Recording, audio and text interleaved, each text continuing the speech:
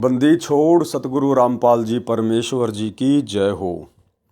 परम पिता परमात्मा सारी सृष्टि के रचनहार कुल मालिक असंख्य ब्रह्मांडों के स्वामी जगत गुरु तीनों लोकों में प्रवेश करके सबका भरण पोषण करने वाले राजाधिराज आत्माधार नाथों के नाथ देवों के देव महादेव सर्वेश्वर महेश्वर मृत्युंजय अजरो अमर आदि अनादि सनातनी प्रभु जगत पिता जगदीश्वर श्री श्री 1008 की उपाधि के वास्तविक अधिकारी अकाल मूरत सौद स्वरूपी राम वासुदेव सर्वगतम ब्रह्म परम पूज्य प्रथम पूज्य परम संत परम पुरुष परम धनी परम दयालु सत्य कबीर हक्का कबीर अल्लाहु कबीर अल्लाहु अकबर बाखबर अल्लाह ताला जगत के तारणहार जगत के मुक्तिदाता जगत के जगन्नाथ हारे के सहारे हिंदुओं के राम मुसलमानों के अल्लाह सिखों के वाहिगुरु ईसाइयों के मसीह दया के सागर दयानिधि करुणा के सागर करुणानिधि स्वयंभू परिभू संकट मोचन कष्ट हरण मंगल करण दुख भंजन अविगत कबीर निर्विकार निर्विषम परमात्मा अलय अलेख सतगुरु आदि अनादि सतगुरु असली मर्यादा पुरुषोत्तम असली राम असली कृष्ण असली घनश्याम असली मुरारी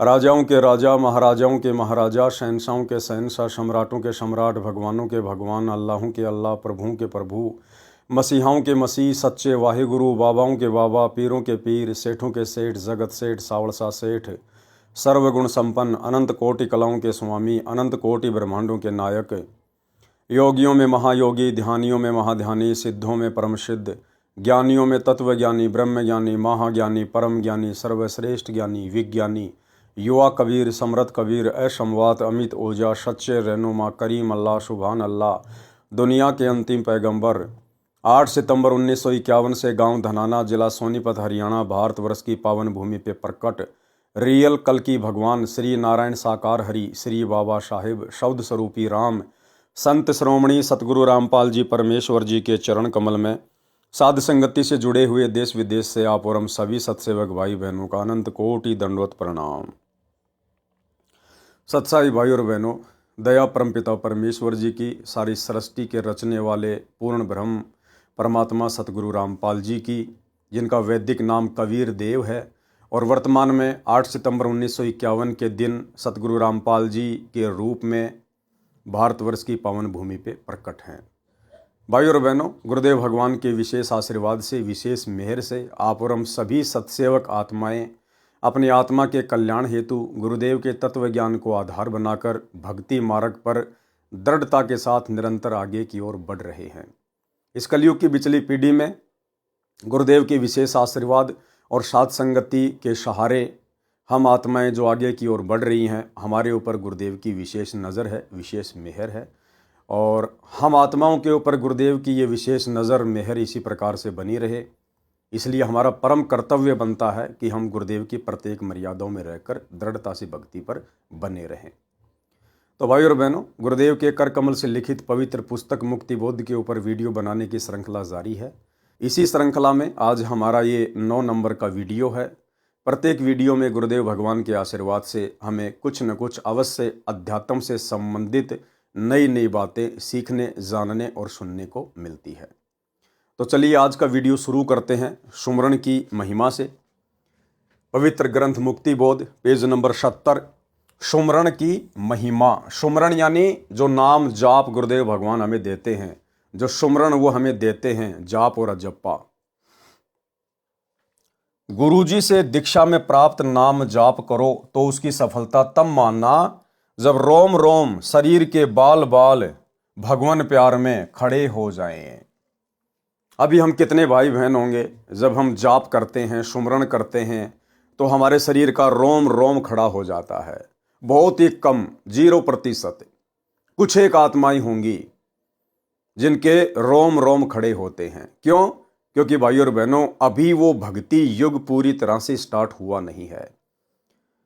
अरे भक्ति करवाने वाला परमात्मा खुद धरती पे प्रकट होके वर्तमान में संघर्ष कर रहा है, तो उनके भगत भला कहां से बैठकर शांति से भक्ति कर लेंगे। ये 2028 युग परिवर्तन का समय, इसके बाद धीरे धीरे पृथ्वी पर भक्ति का माहौल बनेगा।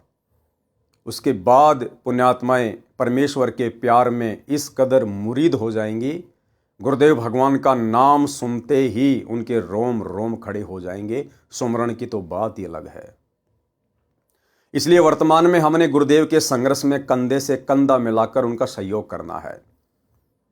और गुरुदेव क्या संघर्ष कर रहे हैं? धरती से शास्त्र विरुद्ध साधना का नामो निशान मिटाना चाहते हैं, धरती से अज्ञान और पाखंड को समाप्त करना चाहते हैं। और निसंदेह गुरुदेव के इस मिशन में केवल उनके सत्सेवक बच्चे ही ज्ञान आधार से वीडियो बना बना के अपने अन्य भगत भाई बहनों को भी समझा रहे हैं और स्वयं भी मर्यादा में रहकर भक्ति कर रहे हैं।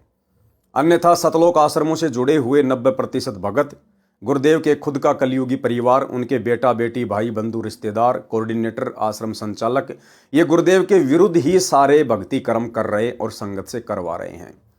ये गुरुदेव के मिशन में उनके साथ कंधे से कंधा मिला के नहीं चल रहे, ये लोग तो काल के साथ कंधे से कंधा मिला के चला रहे हैं। ये लोग तो काल के साथ कंधे से कंधा मिलाकर गुरुदेव के विरुद्ध चल रहे हैं। अन्यथा गुरुदेव के भक्ति मार्ग में बड़े बड़े स्टेडियम बनाना, जिस प्रकार इन्होंने धनाना गांव में बैडमिंटन का स्टेडियम बना दिया, कहाँ है ये गुरुदेव की मर्यादाओं में? कहाँ है ये गुरुदेव के भक्ति विधान में? गुरुदेव ने तो हमें ताश तक खेलने के लिए, और यदि कोई खेल रहा है तो देखना भी नहीं, सहयोग भी नहीं करना, उनके पास बैठना भी नहीं है। मोबाइल में वीडियो गेम तक नहीं देखना, वरना मर्यादा टूटेगी। बाहर कहीं भी किसी पार्क में आपने कोई क्रिकेट, कोई मैच, कोई गेम नहीं खेलना है। स्कूल कॉलेज में आपने किसी गेम में शामिल नहीं होना है। गुरुदेव के तो यहाँ तक आदेश है।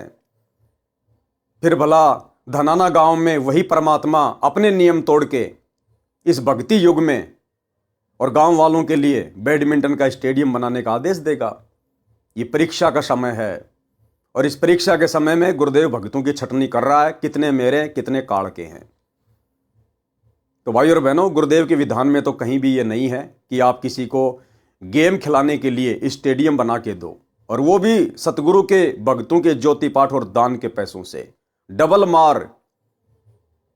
गुरुदेव के विधान में कहां है कि आप गंदी राजनीति करो, आप 2 कौड़ी के राजनेताओं के पीछे दौड़ो, उनकी रैलियों में दौड़ो, आप उनका समर्थन करो?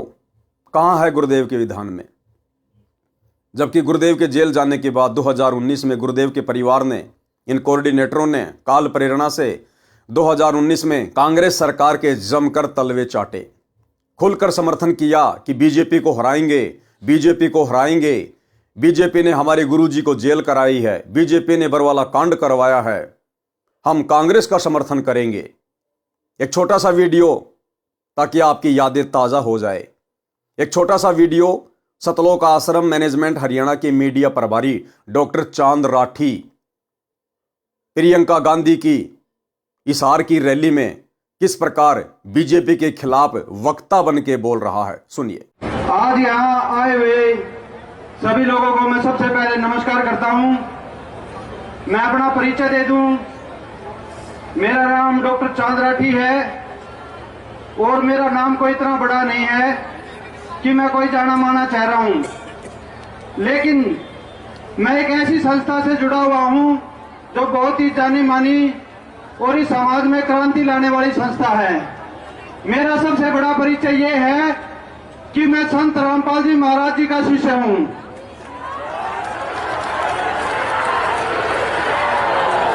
और इस परिचय के बिना मेरी कोई हैसियत नहीं है। आज जो हम यहाँ पर इकट्ठा हुए हैं वो हम कांग्रेस के हाथ को मजबूत करने के लिए आए हुए हैं।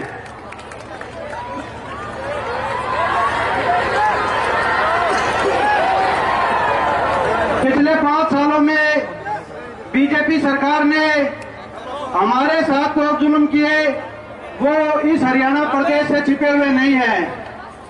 हमारे जुल्मों को छोड़ के इस हरियाणा प्रदेश को भी जलाने का जो कार्य किया गया वो भी किसी से छुपा हुआ नहीं है। हरियाणा में चाहे जातिवाद का जहर घोलना हो या हमारे साथ हो रहे अन्याय हो, इस सरकार ने अंग्रेजों के शासनकाल की याद दिलाने में कोई कसर नहीं छोड़ी। हमारा देश एक लोकतांत्रिक देश है जहां पर जनता के द्वारा जनता तय करती है कि किसकी सरकार बनेगी। लेकिन पिछले 5 सालों में जो बीजेपी सरकार ने इस प्रदेश और देश में जहर घोलने का कार्य किया है, उनके राष्ट्रीय अध्यक्ष का कहना है कि 5 साल के बाद कोई इलेक्शन होंगे ही नहीं। तो ये कैसी खतरनाक सोच की पार्टी है आप सभी जानते हैं। इन्होंने हमारे साथ बरवाड़ा कांड करवाया और हमारे सदगुरुदेव जी पर झूठा देशद्रोह का मुकदमा बनाकर उनके साथ साथ 1000 व्यक्तियों को जेल में डाल दिया।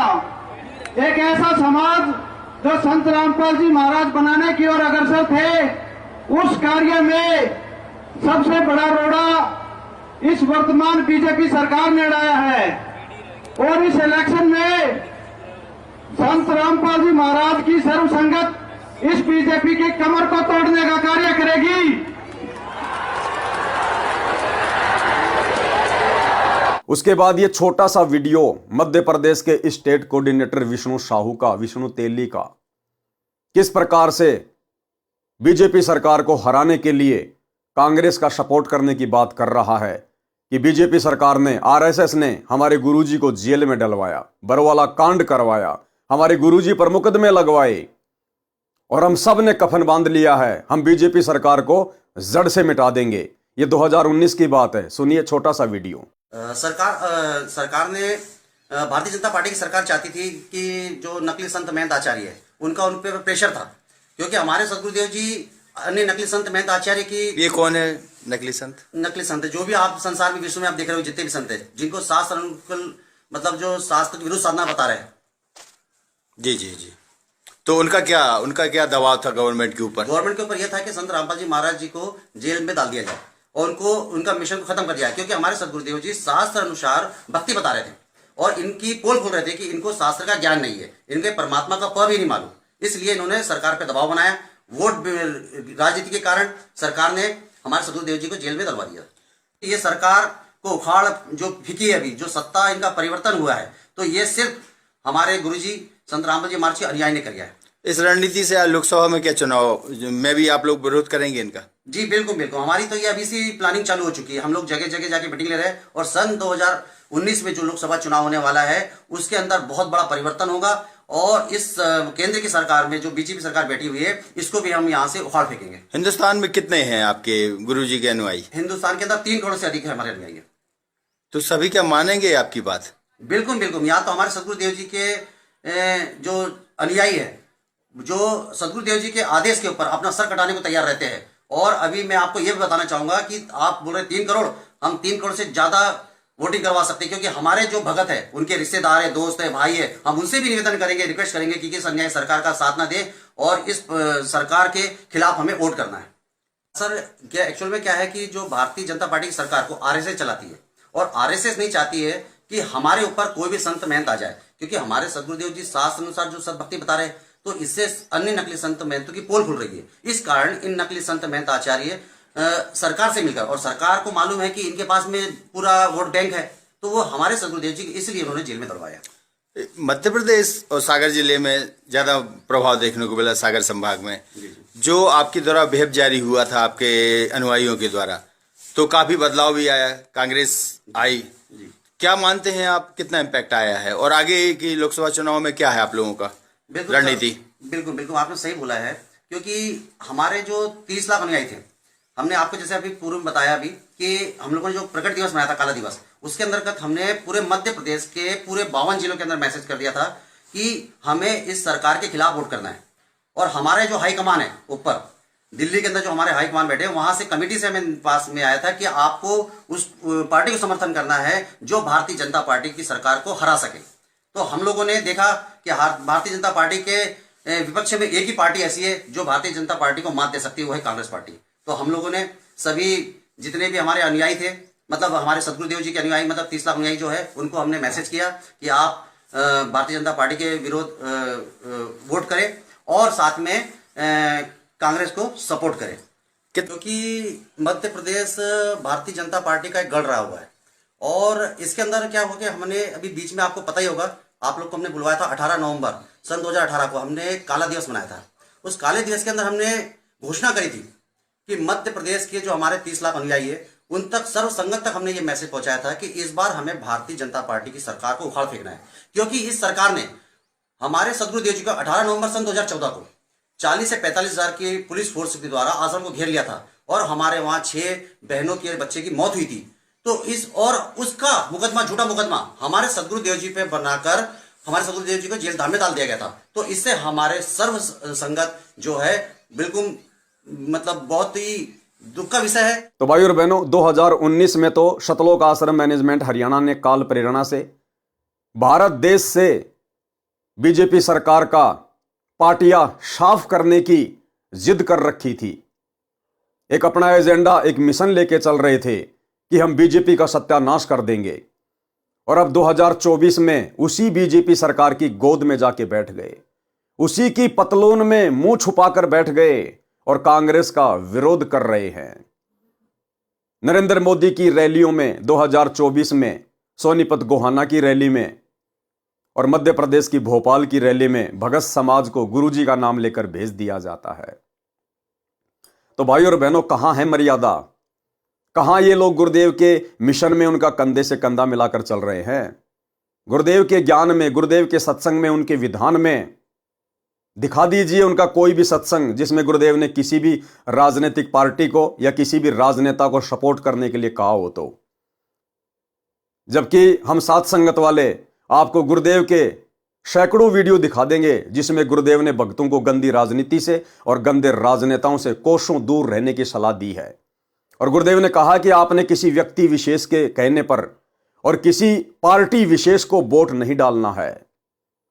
जबकि यहां तो 2019 में व्यक्ति विशेष सतलोक आश्रम मैनेजमेंट हरियाणा ने और पार्टी विशेष कांग्रेस को वोट डलवाए। 2024 में व्यक्ति विशेष सतलोक आश्रम मैनेजमेंट हरियाणा ने और पार्टी विशेष बीजेपी पार्टी को खुल्लम खुल्ला वोट डलवाए, समर्थन करवाए। गुरुदेव के विधान के विरुद्ध, सत्संगों के विरुद्ध गुरु क्या कह रहा है, गुरु का परिवार क्या कर रहा है, सुन लीजिए छोटा सा वीडियो।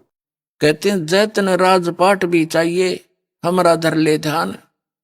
वैसे तो हमने राजपाट की आवश्यकता नहीं, सबसे बड़ा हानि का सौदा है जो राजनीति में जाते हैं वो अपना जीवन नाश करते हैं। भक्त को राजनीति के आसपास भी नहीं जाना चाहिए। वोट देना हो, नेक आदमी देखकर वोट देना, किसी ऐसे भाव में भावुक होकर किसी के कहने से और या कोई पार्टी विशेष देखकर आप अपना वोट देकर पाप के भागी मत बनना। क्योंकि आपके द्वारा दिया गया वोट से जो चुना हुआ व्यक्ति है, यदि वो गलतियां करता है तो उसका रेसो में पाप आपको भी लगेगा। तो ये ध्यान रखना है, अपने वोट का सदुपयोग करना है, करो कितना, क्योंकि राजा तो एक चुनना ही पड़ेगा व्यवस्था बनाए रखने के लिए, इतनी सी बात। लेकिन स्वयं उस व्यवस्था में सड़ना नहीं, आपने परमात्मा पाना है, यहां से मन हटाना है। और यहाँ के राजाओं की क्या स्थिति है, हम इतिहास पढ़ा करते हैं। मोहम्मद गौरी ने इतनी बार चढ़ाई करी, 16 बार चढ़ाई करी, फिर विजयी हुआ, विजयी होकर के कला तोड़ दिया, इतने तो मानस आदमी मरवा दिए और 5-7 वर्ष से राज्य करा, फिर मृत्यु को प्राप्त हो गया, गधा बना अंडा। वही क्या था मोहम्मद गौरी। तो हम इन बकवादों को याद करके उन इतिहासों को अब दोहराएंगे।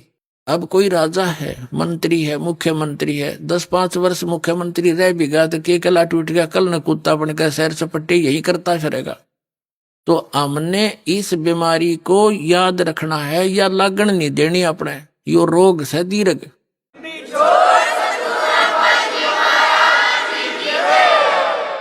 अब जैसे क्या याद दिलाते परमात्मा, सर्व सोने की लंका थी वो रावण से रणधीरम, एक पलक में राज विराजी जम के पड़े जंजीरम, मन तू सुख के सागर बसरे भाई और न ऐसा यसरे। जैसे कोई अच्छा राजनेता हुआ है और उसकी मृत्यु के उपरांत उसकी यादगार में उसका स्टेच्यू बना दिया, मूर्ति कोई पत्थर पीतल की, 1 वर्ष में उसका सत्कार करने जाते हैं, राजनेता माला डाल देते हैं, दीप जला देते हैं, उसकी आरती उतार देते हैं, और शेष समय में मनमाना वही राजनेता और कौवा बड़का अपने स्टेच्यू के ऊपर बैठ कर बीट करता हो सिर पे। बता के जस हुआ, क्या ये हुई है? इस झूठे लोक में यदि आपने सफलता पानी है, यहाँ की मर्यादाओं की तरफ झांकना नहीं है, वही हमें हानि करती है। हम यहाँ के ठाठ बाट देखकर हम भी बह जाते हैं। तो परमात्मा कहते झूठे सुख को सुख कहे ये मान रहा मनमोद, ये सकल चबीना काल का कुछ मुख में कुछ गोद। ये सब काल का आहार है, काल व्यवस्था है। काल व्यवस्था से ऊपर उठेंगे तभी हम परमात्मा पाएंगे।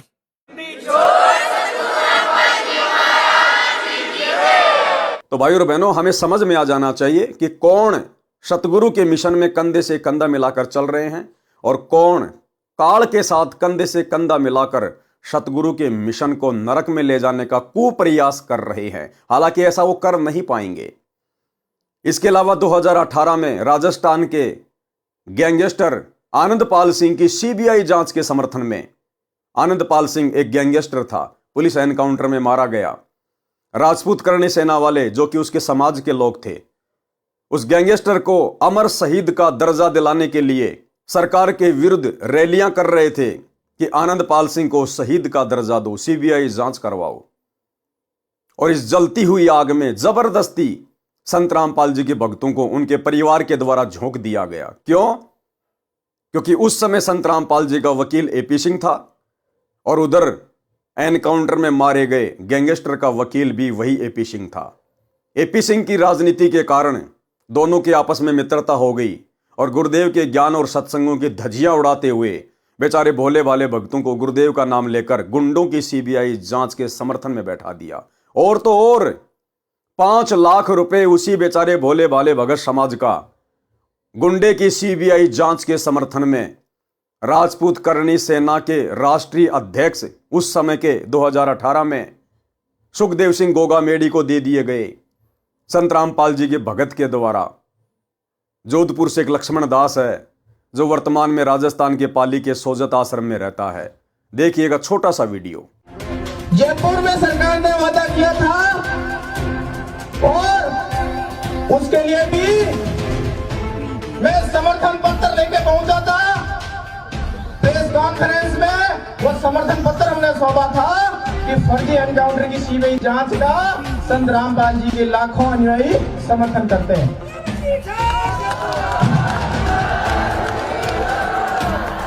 भारत माता की, भारत माता की, मां पद्मावती की, मां पद्मावती की, सत्यमेव इंकलाब। हमारे संत रामपाल जी के लाखों अनुयायियों द्वारा एक सहयोग की राशि दादा सुखदेव सिंह जी को भेंट कर रहे हैं।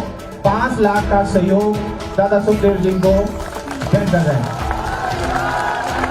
मैं बता देता हूँ, संत श्री रामपाल जी को सीबीआई की जांच, वो भी हमारे लिए आनंदपाल जी जैसे ही न्याय की लड़ाई है। आप लोगों ने ये जो 5 लाख रुपए, ये जो भामाशाह के रूप में, ये राणा प्रताप के रूप में जो लड़ाई लड़ने वाला घास की रोटी खा के सुखदेव सिंह जो लड़ाई लड़ रहा है, और जो 5 लाख रुपए का जो आशीर्वाद जो अपने भामाशाह के रूप में देते हैं, उसका आपको नमन करते हैं हम।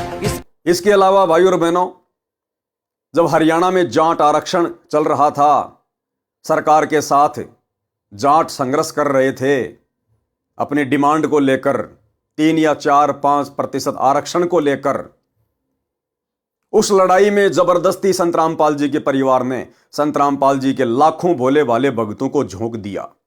जाटों के धरनों पर संत रामपाल जी के भक्तों को बसों में बैठा बैठा के और छोड़ दिया गया और करोड़ों में चंदा दिया गया भक्तों के ज्योति पाठ और दान का जाट आरक्षण संघर्ष समिति को। कहां है ये गुरुदेव के विधान में? क्या गुरुदेव के समय कोई आरक्षण के लिए धरने नहीं होते थे? क्या गुरुजी ने कभी अपने किसी भी भगत को ऐसे धरनों में जाने के आदेश दिए, वहां जाकर उनको चंदा देने का आदेश दिया? गुरुदेव ने तो भिखारी को भी 1 रुपया देने के लिए मना किया है। फिर ये जाट आरक्षण वाले, राजपूत करणी सेना वाले, ये तो भिखारियों से भी बदतर हैं।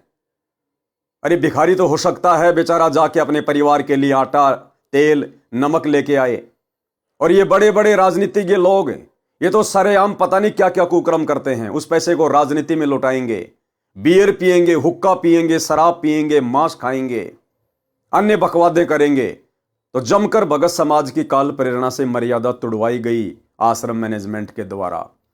और ये छोटा सा वीडियो, ऐसे बहुत सारे वीडियो हैं, बहुत सारी अखबार की कटिंग है, कभी 5 लाख, कभी 11 लाख, कभी कितने लाख है। एक छोटा सा वीडियो सतलोक आश्रम मैनेजमेंट हरियाणा ने जाट आरक्षण संघर्ष समिति के उस समय के अध्यक्ष चौधरी यशपाल मलिक को 11 लाख रुपए दिए भगत समाज के ज्योति और पाठ के चंदे के रूप में। सुनिए। संत रामपाल जी ने जो आपको समर्थन दिया, इस बारे में आपकी क्या राय है? हमारा संत रामपाल जी को और उसकी संगत को बहुत बहुत धन्यवाद। और उन्होंने हमें आज 11 लाख रुपए चंदा देकर भी आंदोलन में भी मदद की। और मैं तो ये कहना चाहूँगा कि संत रामपाल जी के ऊपर भी जो जुल्म हुए, और उस जुल्म को जब वे उनके दर्शन करने उनके शरणार्थी जाते हैं तो उस पर भी तमाम अत्याचार किए जाते हैं, लाठियाँ बरसाई जाती है। सरकार उनको तंग कर रही, और जो आर्य समाज के और उनके बीच में डिस्प्यूट है उसको भी दूर कराने की कोशिश करेंगे, क्योंकि हम खुद आर्य समाजी हैं। हम खुद आर्य समाजी होने के नाते ये चाहते हैं कि समाज में जो भेदभाव हुआ वो सब दूर हो, और सब मिलकर एक जैसे एक जो सरकार है जो अन्याय करती है उसके खिलाफ सब मिलकर खड़े हो। तो अगर किसी आर्य समाजी भाई को इस वजह से कोई ठेस पहुंचती है तो हम उससे भी बात करने के लिए तैयार हैं। अपने गिले शिकवे दूर करो, आगे बढ़ो। वो भी जाट हैं, हम भी जाट हैं। ये एक बड़ी 36 बिरादरी की मुहिम है जिसमें उन्होंने साथ दिया, इसके लिए हम धन्यवाद देते हैं। और हम डेरा सच्चा सौदा से भी निवेदन करते हैं, जिसने ये सरकार बनवाई अपने दम पे, अगर वो इसी तरह की अत्याचारी और अन्यायी सरकार बनाई है तो उसके अनुयायियों को भी ये सोचना चाहिए और उनको सरकार से बात करनी चाहिए कि इस तरह के अत्याचार और अन्याय करने वाली सरकार का भविष्य में साथ न दे, और वो भी आंदोलन को समर्थन करें। रामपाल जी महाराज के साथ या आपके साथ कोई समझौता हुआ है? संत रामपाल जी के अनुयायी वहाँ पे आपका समर्थन करेंगे क्या? कहाँ पे? दिल्ली में जो आप 2 तारीख का ऐलान किया आपने। 2 तारीख का वो चाहेंगे तो समर्थन कर सकते हैं, उससे वार्ता की जाएगी। इसके अलावा भाइयों और बहनों और भी ना जाने कितने कुकर्म दास आपको समय समय पर वीडियो दिखाकर अवगत करवाता ही रहता है। हरियाणा के सोनीपत जिले के गोहाना तहसील में जाट महासभा अपना भवन बना रही थी। 4 फ्लोर उसने कंप्लीट कर लिए। 5वें फ्लोर का ठेका जबरदस्ती भाईचारा निभाने के लिए बिरानी आग में पैर रख दिया संत रामपाल जी के बड़े बेटे वीरेंद्र पाल ने, और जाट महासभा का 5वां फ्लोर बनाने का मुफ्त में ठेका ले लिया, जो लगभग 1 करोड़ रुपए में बना। ये छोटा सा वीडियो और अखबार की कटिंग भी देख लीजिए ताकि आपको यकीन हो। देखिए।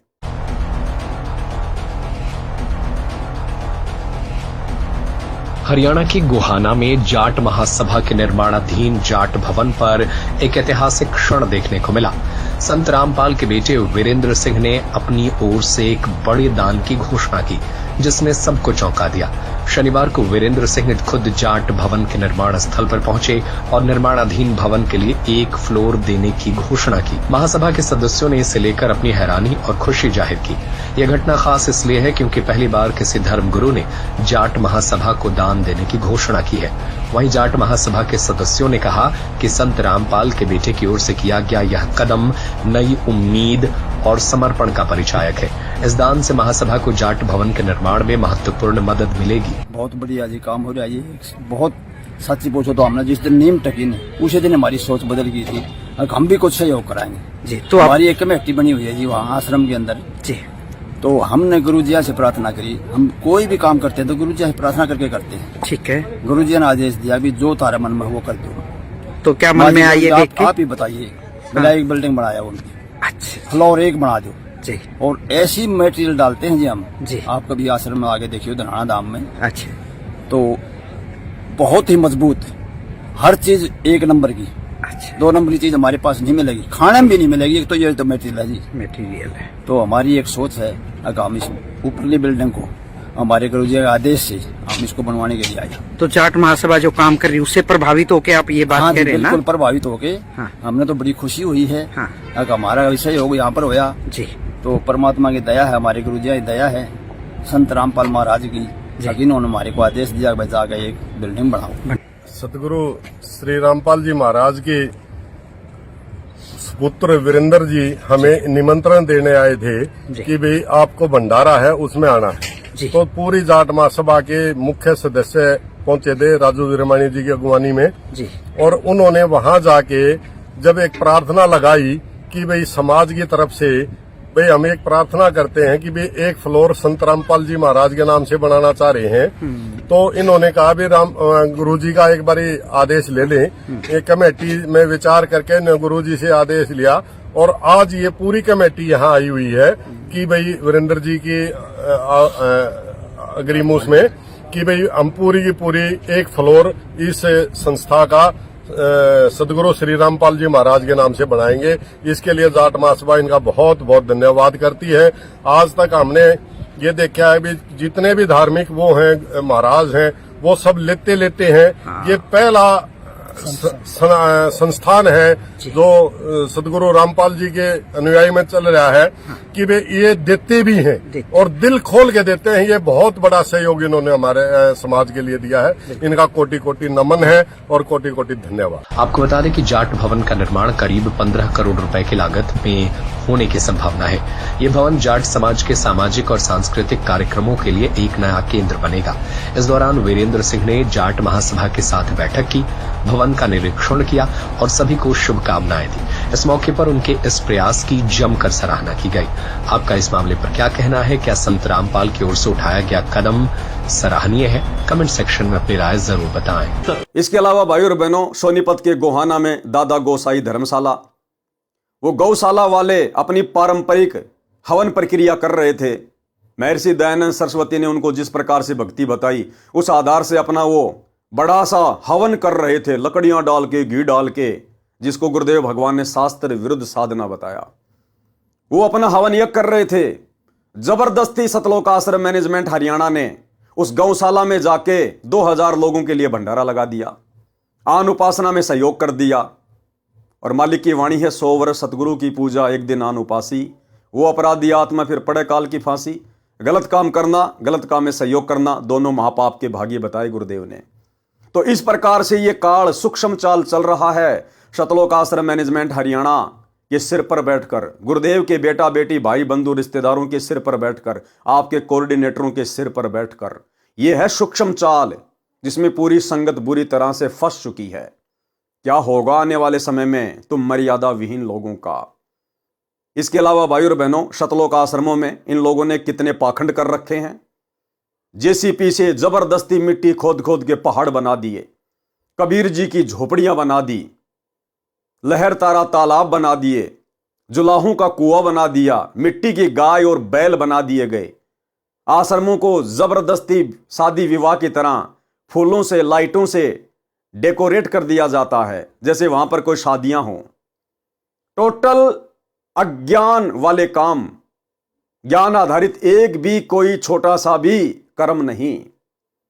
तो भाई और बहनों, ये लोग सतगुरु के मिशन में उनके साथी नहीं हैं, बल्कि ये लोग सतगुरु के विरुद्ध हैं। भले आपको लग रहा है कि ये लोग सतगुरु के अनुसार कार्य कर रहे हैं, लेकिन इस बात का निर्णय तो सतगुरु का ज्ञान करेगा कि गुरु के अनुसार क्या है और गुरु के विरुद्ध क्या है। इसलिए भाई और बहनों, अभी तो ये संघर्ष का समय चल रहा है। परमात्मा खुद अपने घर से ही पाखंड और अज्ञान को मिटाने के लिए संघर्ष कर रहे हैं। जब यह अज्ञान और पाखंड मिटेगा, हम सब मिलकर अपने पिताजी का सहयोग करेंगे। उसके बाद वो भक्ति का समय आएगा, और जब वो भक्ति में समय आएगा, उस समय भाई और बहनों फिर हमारा रोम रोम खड़ा होगा जब हम सुमरण करेंगे, तीनों समय की आरती करेंगे। आज तो हमारी 20 प्रकार की टेंशन लगी रहती हैं, उसका लेना, उसका देना।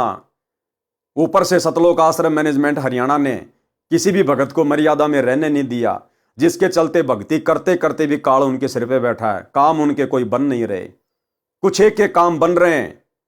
तो वो सोच रहे हैं कि हमारी भक्ति सही चल रही है। नहीं, तुम्हारा जो दान पुण्य है, जितने दिन तुमने मर्यादा में रह के भक्ति की, केवल तुम्हारी बैटरी चल रही है। 2028 तक दुर्गतियां तैयार है।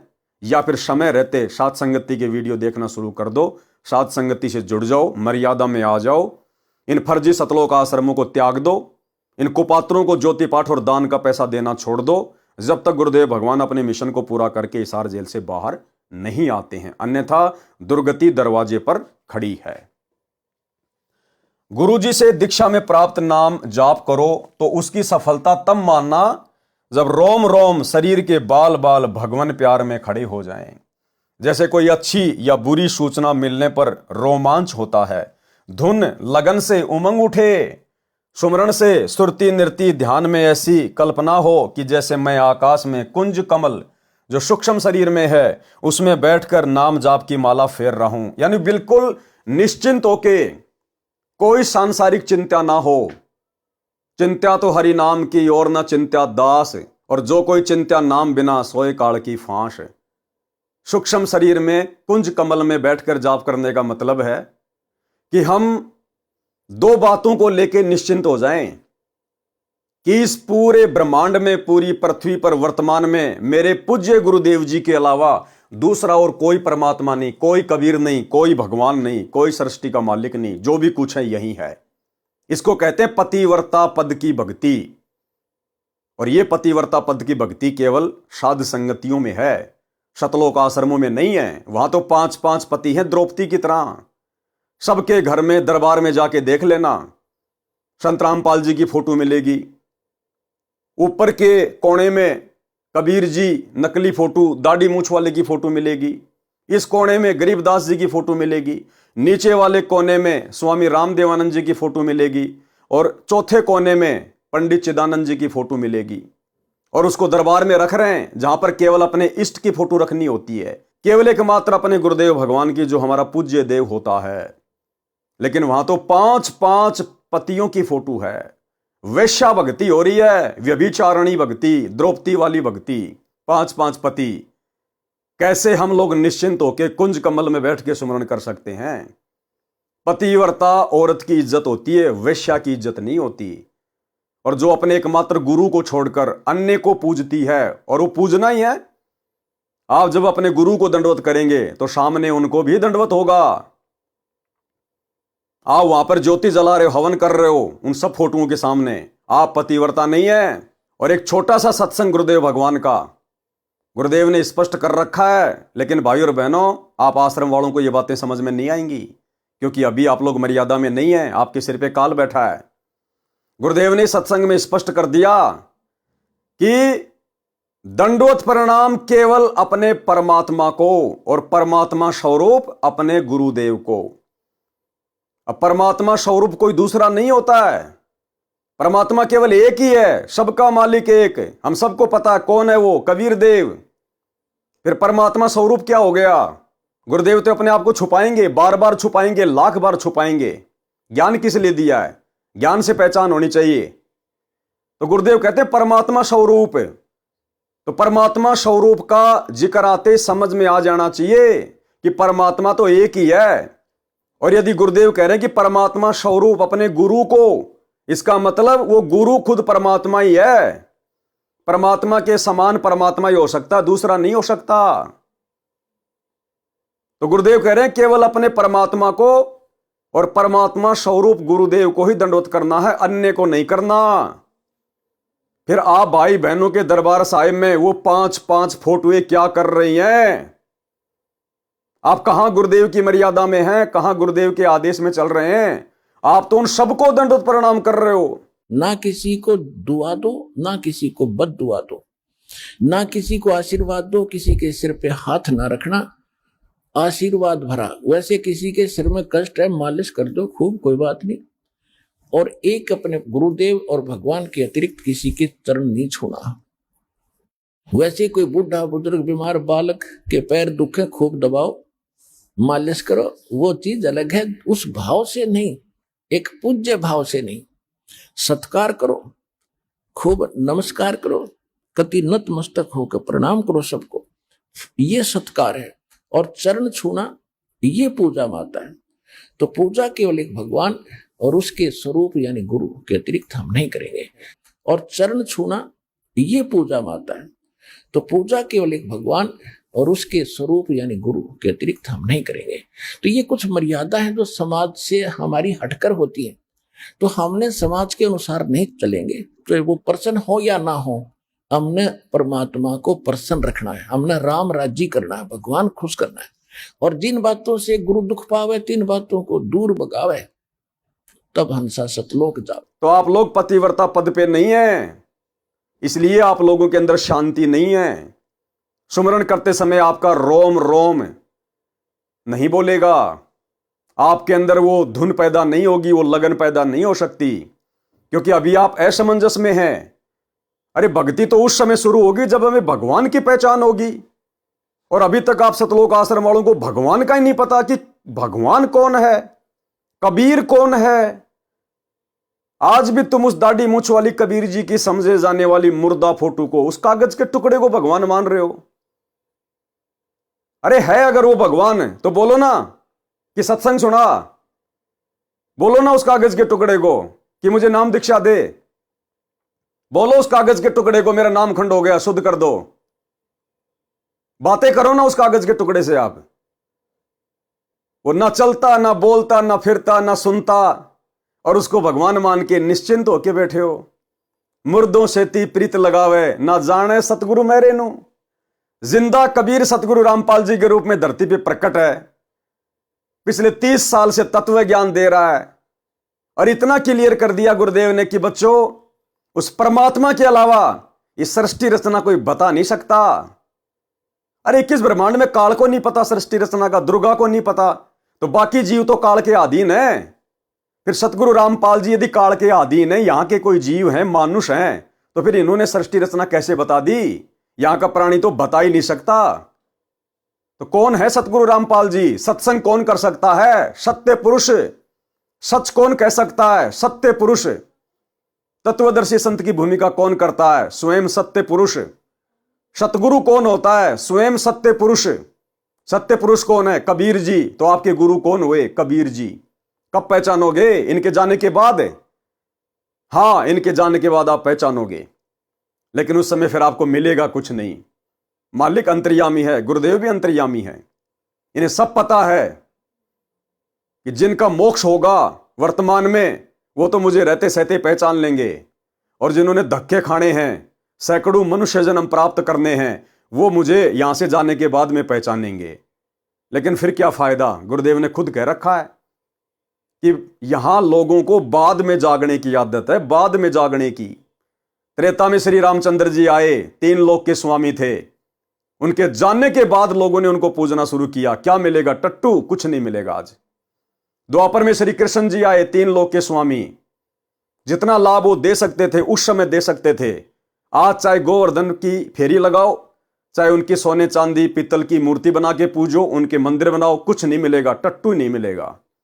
तो गुरुदेव कह रहे हैं कि बाद में जागने की आदत है, और गुरुदेव कह रहे हैं जब ये दास यहां से चला जाएगा, उसके बाद यहां पे मेले लगेंगे मेरे नाम के, लोग यहां पर मेरे नाम के मंदिर बनाएंगे, मंडियां बनाएंगे, लेकिन फिर क्या मिलेगा? टट्टू, कुछ नहीं मिलेगा, कुछ नहीं मिलेगा। इसका क्या मतलब है? गुरुदेव कह रहे मेरे जाने के बाद क्या मिलेगा? टट्टू। यानी गुरुदेव के जाने के बाद मोक्ष नहीं है। अन्यथा ये शब्द गुरुदेव ने नहीं बोलने थे कि मेरे जाने के बाद क्या मिलेगा? टट्टू। गुरुदेव तो कह रहे हैं ना कि 1000 साल तक मेरा मार्ग चलेगा, मेरी भक्ति चलेगी। फिर ये क्यों कह रहे हैं कि मेरे जाने के बाद क्या मिलेगा? टट्टू मिलेगा, कुछ नहीं मिलेगा। फिर ये छोटा सा सत्संग सुन लीजिए, अगर थोड़ी बहुत भी अकल है तो सुनिए। काम के काम आओगे यहाँ पे, पर ये जब आओगे जब ये उदास जालेगा। काम के काम आओगे यहाँ पे, पर ये जब आओगे जब ये उदास जालेगा। काम के काम आओगे यहाँ पे, पर ये जब आओगे जब ये उदास जालेगा। फिर अड़ा मंडी बनाओगे, मंदिर काटेंगे, बेगन तार देंगे, फिर यहाँ के टट्टू होगा, कुछ भी नहीं होगा। अब संत चला जा, उसके जैसे वैद्य मर जा।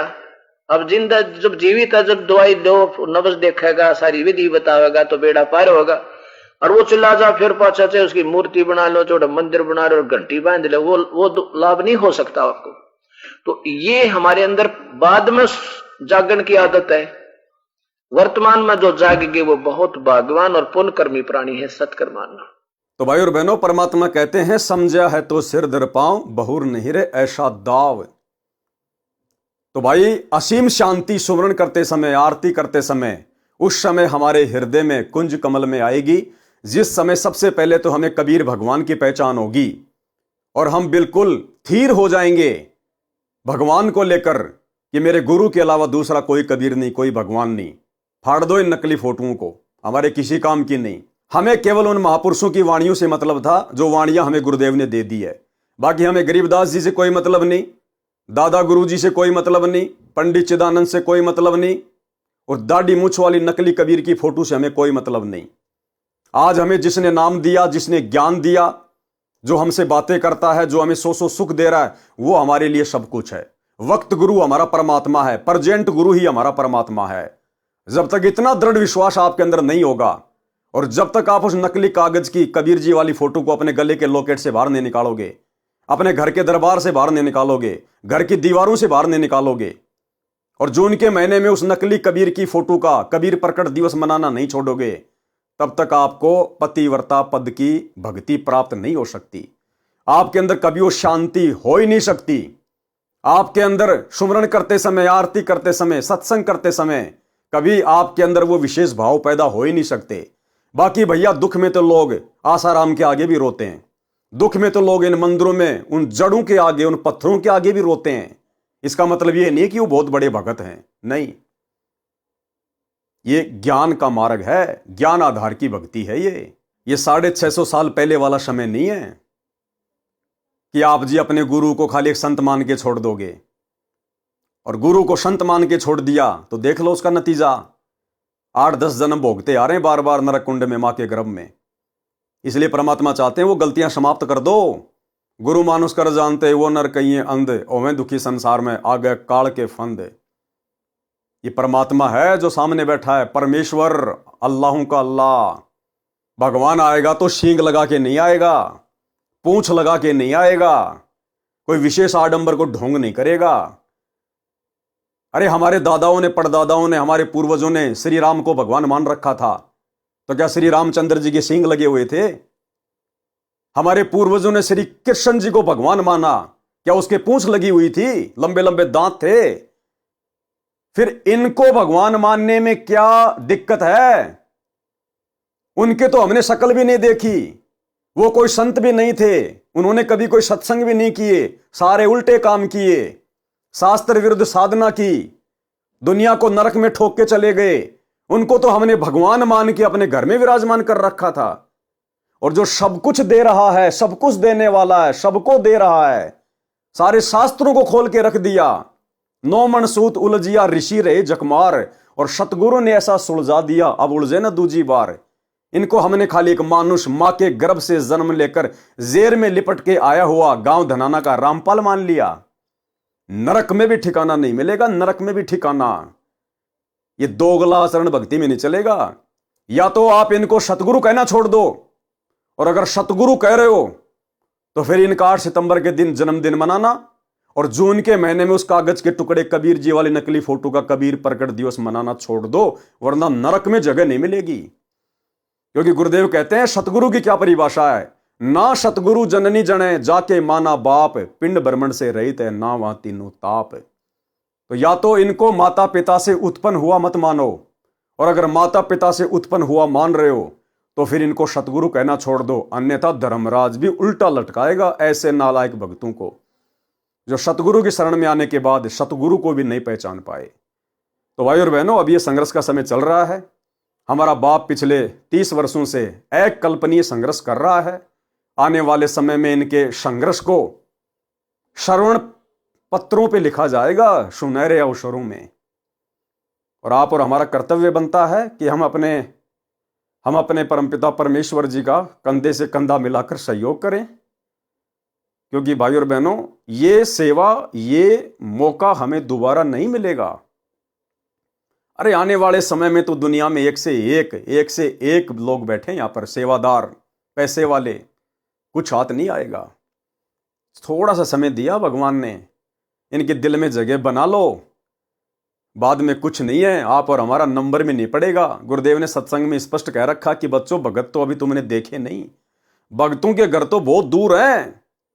यानी गुरुदेव के कहने का मतलब था कि बच्चों, तुम तो काल के द्वारा गंदी की गई वो गंदगी हो, जिस गंदगी को साफ करते करते मेरे दामन पर भी कीचड़ लग गया। 21 महीने 2006 में जेल, वर्तमान में 10 साल से जेल, हम गंदे लोगों की गंदगी साफ करने के कारण। तो गुरुदेव ने कहा कि भक्तों के घर अभी बहुत दूर हैं, और जब वो मेरे बच्चे आ जाएंगे मेरी शरण में, तुम्हें तो सेवा के नाम पर एक छोटा सा जो है वो तिनका भी उठाने का मौका नहीं मिलेगा। 6-6 महीने में दर्शन होंगे, 6-6 महीने में। एक छोटा सा सत्संग सुन लीजिए, गुरुदेव का स्पष्ट कर रखा गुरुदेव ने कि आज तो मैं तुम्हारे गांव गांव आ रहा हूं, आज तो मैं तुम्हारे घर पे आ रहा हूं, और फिर भी तुम इतनी वैल्यू नहीं समझ रहे।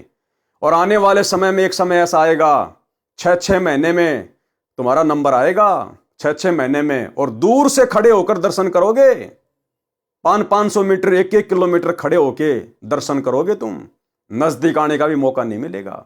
सुनिए सत्संग। ये जितने भी हमारे भक्त आत्मा है, सारे घर में अपना इनका चोखा व्यवस्था है। सिर्फ सेवा करने खातिर आ जाए, को 2 दिन को 4 दिन जिसकी जिसकी छुट्टी होती है। कोई पुलिस महकमे में है, कोई वैसे है, और कोई रिटायर है। ये सूबेदार भगत जी हैं, ये जींद से आए हैं सेवा के खातिर। और ये बस फूल है, अच्छा मतलब सांपले से आए हैं, स्पेशल आए थे वहां बेचारे को सत्संग सुन खातिर अवश्य काम। तुम्हारा ड्राइवर आया नहीं, तेने बोला जी चलो मैं ले चलूंगा जीप आपकी। एक सफेद लड़का ला रखा था मजदूर, इसने बहुत लंबा चौड़ा काम से इसका, बहुत अच्छा ठाठ भगवान की दात है। वो मजदूर वापस भेज दिया, मोटरसाइकिल वहां खड़ी कर दी, सारे काम को डिसमिस कर मेरी गेल हो लिया, यहाँ पर सत्संग सेवा करने खातिर जीप में ले चलूंगा आपकी। तो ये सिर्फ यूं ढाला गिरने खातिर आवा था आपने कि ये काम करने के थे, तुम भूल रहे सो। आगे हमने समय भी नहीं मिलेगा, कभी तुमने सोचो कि हम रोज आया करेंगे थारे। 6 महीना में भी आपका एक दिन नंबर आओगा, और ऐसा समय आओगा कि आपने इतनी दूर तो दर्शन करने पड़ा करेंगे। आज तो हम घर घर आकर आपको सहारा दे रहे हैं, सब समझा रहे हैं। बच्चे जो से बचपन में आंगली पकड़ के पढ़ाने पड़ा करें मास्टर ने। तो आज हम आपके घर में, अच्छा हम क्या करते हैं, 4.25 किलो घी का, देसी घी का 3 दिन हलवा बने से प्रसाद हम नहीं खाते, हम इतना खा ले से, क्योंकि मैं तो 3 जगह जाता हूँ, तीनों जगह हलवा पाव से, इतना भी नहीं खाया जाता।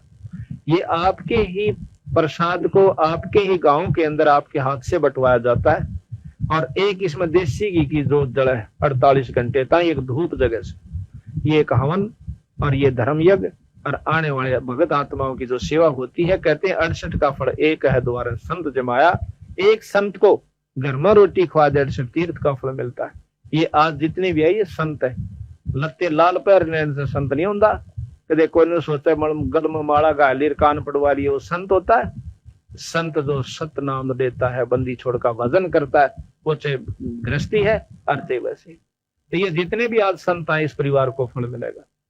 तो इस प्रकार हम अपने किराए तो यहाँ आते हैं, जितने भी भक्त से अपना किराया ला कर आते हैं। तो भाई और बहनों, मौका है, आज भीड़ कम है और आज सेवाएं हैं। आज हम गुरुदेव के दिल में, उनके चरणों में जगह बनाकर हम उनकी नजरों के सामने रह सकते हैं। आने वाले समय में तो परमात्मा ने कह रखा है, जैसे नदियां उफान मारती हुई समुद्र में गिरती हैं, ये दुनिया ऐसे इनके चरणों में आएगी। क्या रंग, क्या राजा। आप और हमारी तो उस समय गिनती भी नहीं होगी। लेकिन आज मौका है, यदि हमने कुछ विशेष कर दिया इस भक्ति मार्ग में, संघर्ष कर लिया, डट के भक्ति कर ली, सत्य का साथ दिया, अज्ञान और पाखंड को मिटाने के लिए सत्य का यदि साथ दिया, तो गुरुदेव प्रसन्न होंगे और अपनी विशेष मेहर बख्शेंगे। अन्यथा कुछ लेना देना नहीं है। ये सारी सृष्टि का मालिक है। आप और हमारी तरफ तो गांव का सरपंच भी ध्यान नहीं देता। ये सारी सृष्टि का मालिक, और वर्तमान में आप और हमारे नीचे हाथ दे रहा है, और फिर भी हम इसकी कीमत को नहीं पहचान पा रहे। परमात्मा कहते हैं, शीश उपाड़े भूमि धरे और ऊपर रखे पाँव, कबीर का घर शिखर में तेरी गरज पड़े तो आओ।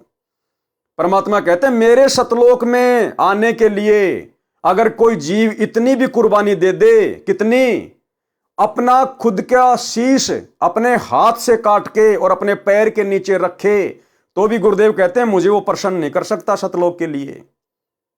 लेकिन आज देखो, खुद वो परमात्मा हमें प्रसन्न कर रहा है, जबरदस्ती हमारे आगे हाथ जोड़ रहा है, सत्संगों में रोता है कि पुण्यात्माओं चलो सतलोक, चलो सतलोक, छोड़ दो बुराइयां, छोड़ दो ये पाखंड, समर्पित हो जाओ अपने गुरुदेव के प्रति।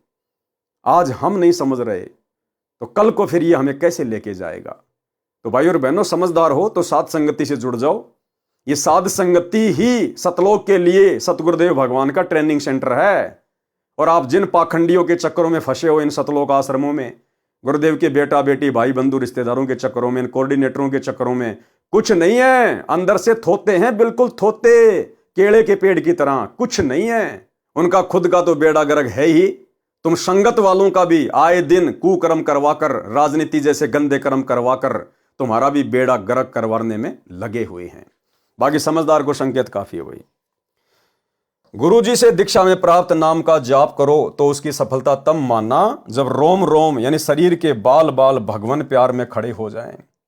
जैसे कोई अच्छी या बुरी सूचना मिलने पर रोमांच होता है, धुन लगन से उमंग उठे, सुमरण से सुरती नृत्य ध्यान में ऐसी कल्पना हो कि जैसे मैं आकाश में कुंज कमल जो सूक्ष्म शरीर में है उसमें बैठकर नाम जाप की माला फेर रहा हूं, यानी मेरी आध्यात्मिक रूहानी चढ़ाई वहां तक हो, यानी बिल्कुल सारी चिंताओं को त्याग कर कि मेरा कुछ नहीं है, मेरा केवल सतगुरु है।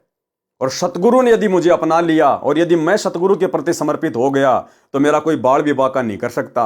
बाकी संघर्ष तो छोटा मोटा देखो गुरुदेव को भी करना पड़ ही रहा है, फिर आप और हमारी क्या औकात है। लेकिन फिर भी परमात्मा कहते हैं जो मैं पूत कपूत हूं बहुर पिता को लाज, यानी बाप 100 संकटों को झेलकर भी अपनी औलाद को सुख ही देने का प्रयास करता है। तो भाई और बहनों, आज वर्तमान में हमारा बाप, हमारे गुरुदेव भगवान, हमारी आत्मा के पति, हमारे महबूब जो हिसार जेल में बैठे हुए हैं 10 साल से, ये आप और हमारे कर्मों की सजा काट रहे हैं। इस भगवान पे यहां का कोई विधान लागू नहीं है, कर्म लागू नहीं है। अरे यहां तो जानवर पे लागू नहीं है कर्म। 2 भैंसे आपस में लड़ रहे हैं, बीच में इंसान आ गया, पेट में सिंह घुस गया, वो मर गया। उन भैंसों के ऊपर कोई कर्म लागू नहीं है, कोई कानून लागू नहीं है, उनको कोई जेल नहीं होती। और इंसान से यदि गलती से भी आदमी मर गया एक्सीडेंट में, तुरंत उसके ऊपर धारा लग जाएगी मर्डर की, जेल में ठोक दिया जाएगा 20 साल के लिए।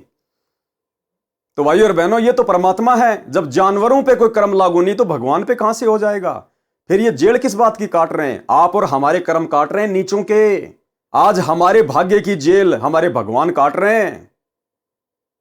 अन्यथा विचार कर लेना, इनकी शरण में आने से पहले हमारे आचार विचार व्यवहार क्या थे, हमारा बोलचाल खाना पीना रहना सहना क्या था, आज हम कहां होते, आज हम कितने कुकर्म कर रहे होते, चोरी डकैती जो है वो कर रहे होते, कोई छेड़खानी में होते, किसी राजनीति में होते, दुनिया भर के हमारे ऊपर मुकदमे होते, आज हम जेल काट रहे होते। लेकिन इस दयालु परमात्मा ने हमें अपनी शरण में लिया और हमारे जो कुकर्म थे वो अपने ऊपर ले लिए। हमारे हिस्से की जेल गुरुदेव ने अपने ऊपर ले ली ताकि मेरे बच्चे बैठकर शांति से भक्ति कर सकें, सेवा करके जो है अच्छे अपने जो है वो कर्म बना सकें। लेकिन यहां तो बच्चे उल्टे कामों में लग गए। बच्चे अपने बाप के मिशन को समझ ही नहीं रहे, बाप जेल में क्यों बैठा है। बच्चे राजनीति में लग गए, गुंडों की सीबीआई जांच में लग गए, हॉस्पिटल बनाने में लग गए, जाट धर्मशाला बनाने में लग गए, गौशालाओं में भंडारे करने लग गए, राम मंदिर में भंडारे करने लग गए, दुनिया भर के पाखंड में पांव दे दिया। भाई और बहनों, समझना पड़ेगा। बहुत दुखी हो चुके हैं परमात्मा, बहुत दुखी। जहां तक इस दास को आइडिया है, संत रामपाल जी अपने परिवार को तो इस जन्म में माफ करने वाले नहीं हैं। और मुख्य जितने भी 100-200 लोग हैं, जिनमें कोऑर्डिनेटर, स्टेट कोऑर्डिनेटर, जिला कोऑर्डिनेटर, आश्रम संचालक, भाई इनको माफी नहीं है इस जन्म में। आप लोगों का इस जन्म में मोक्ष नहीं है, लिख लो। मैं गुरुदेव का विधान बता रहा हूं, जितना मैं समझ पाया हूं। आप लोगों ने संगत का सत्यानाश किया है। ये भोली भाली संगत जो इन आश्रमों में जाती है, बेचारी नई नई जुड़ती है, उनको क्या पता। अरे ये तो आप लोगों की जिम्मेदारी थी कि आप उनकी मर्यादा टूटने से बचाएं। इन आश्रमों में बैठा के साध संगतियों के माध्यम से ज्ञान चर्चा करें, उनकी शंकाओं का समाधान करें। और तुमने उनकी शंका समाधान के बदले ज्योति पाठ धंधा बना दिया तुमने धर्म को। तो भाई तुम लोगों का मोक्ष नहीं है। तुमने गुरुदेव भगवान के दिल को बहुत गहरी चोट पहुंचाई है, बहुत गहरी। और 30 साल कम नहीं होती है किसी भी व्यक्ति को मौका देने के लिए। गुरुदेव ने तुम्हारे जुल्म 30 साल तक सहे, 30 साल तक। अंत में मजबूरी में हिसार जेल में जाके बैठा कि अब तो मुझे छटनी करनी पड़ेगी। और आज तुम इतने कुकर्म कर चुके हो कि गुरु भी कल को ऊपर हाथ खड़े कर लेंगे। और आने वाले समय में युग परिवर्तन 2028 तक ऐसी विकट परिस्थितियां पैदा हो जाएंगी, ना तो गुरुदेव से कोई हिसार जेल में जाके मिल पाएगा, चाहे गुरुजी का बेटा हो चाहे बेटी हो, कोई भी हो। और ना फोन से गुरुजी से बात होंगी। उस समय जिसने जैसी भक्ति की है, जिसने जैसे शुभ कर्म किए हैं, जिसने जितनी मर्यादा निभाई है उसी आधार से उसका बचाव सतगुरु करेगा। अभी लॉकडाउन आया ना थोड़ी देर पहले 2020 में, हिसार जेल में लॉकडाउन में मिलाइयां होती थी क्या? नहीं होती थी ना। ऐसा ही समय आएगा, उस समय तुम लोगों को अपनी गलतियों का पता चलेगा कि हमने क्या किया। जब तुम्हारे ऊपर आपत्तियां आएंगी और सतगुरु किसी प्रकार की कोई रजा नहीं बख्शेगा, क्योंकि सतगुरु ऑप्शन बंद कर देगा, क्योंकि यह समदृष्टि है। समदृष्टि क्या होता है अब पता चलेगा आने वाले समय में। संगत को पता चलेगा इनका बेटा बेटी भाई बंधु रिश्तेदार कौन है कौन नहीं है। अब पता चलेगा सतगुरु के लक्षण 4 बखाना, जिनमें एक है कि वो समदृष्टि होगा, वो कोई भेदभाव नहीं करेगा अपने शिष्यों में। अब आने वाले समय में पता चलेगा। बरवाला कांड के बाद आज वर्तमान 10 साल तक किसने क्या बीज बोया, अब वो परिणाम भी खुद ही भोगेगा फिर आने वाले समय में। इसलिए भाई और बहनों, हम साथ संगत वालों को गुरुदेव का बारंबार धन्यवाद करना चाहिए, जो गुरुदेव ने हमें सद्बुद्धि दी, साध संगति से जोड़ दिया, और आज हम खुद टूटना पसंद करेंगे लेकिन मर्यादा तोड़ना नहीं। तो आप और हमारे ऊपर गुरुदेव की एक विशेष मेहर। वास्तव में बंदगी क्या होती है? विशेष नम्रता से बार बार झुक झुक कर जाप करने को बंदगी कहते हैं। वह है जब सुरती नृत्य यानी ध्यान नाम जाप पर लगे। भावार्थ है कि नाम का जाप विशेष कशक यानी तड़प के साथ किया जाए। जैसे हाथी ने मरते समय निरंकार भाव से परमात्मा को याद किया था, उस भाव से रमता लखे, रमता यानी सर्वव्यापक परमात्मा, उस मालिक को याद करे, लखे, देखे कि परमात्मा सब जगह है। सुरती की माला सुमरणी बनावे। क्या कह रहे परमात्मा? जब भी हम जाप करें, जब भी हम आरती करें, तो हमारे को यह ध्यान होना चाहिए कि मालिक मुझे देख रहा है। उस भाव से लखे, रमता, सर्वव्यापक मालिक को लखे, देखे कि परमात्मा सब जगह है, कि परमात्मा की नजर मेरे ऊपर पल पल है, मेरे गुरुदेव भगवान की। और भाइयों और बहनों, अगर यकीन नहीं है तो गुरुदेव का छोटा सा सत्संग सुन लीजिए।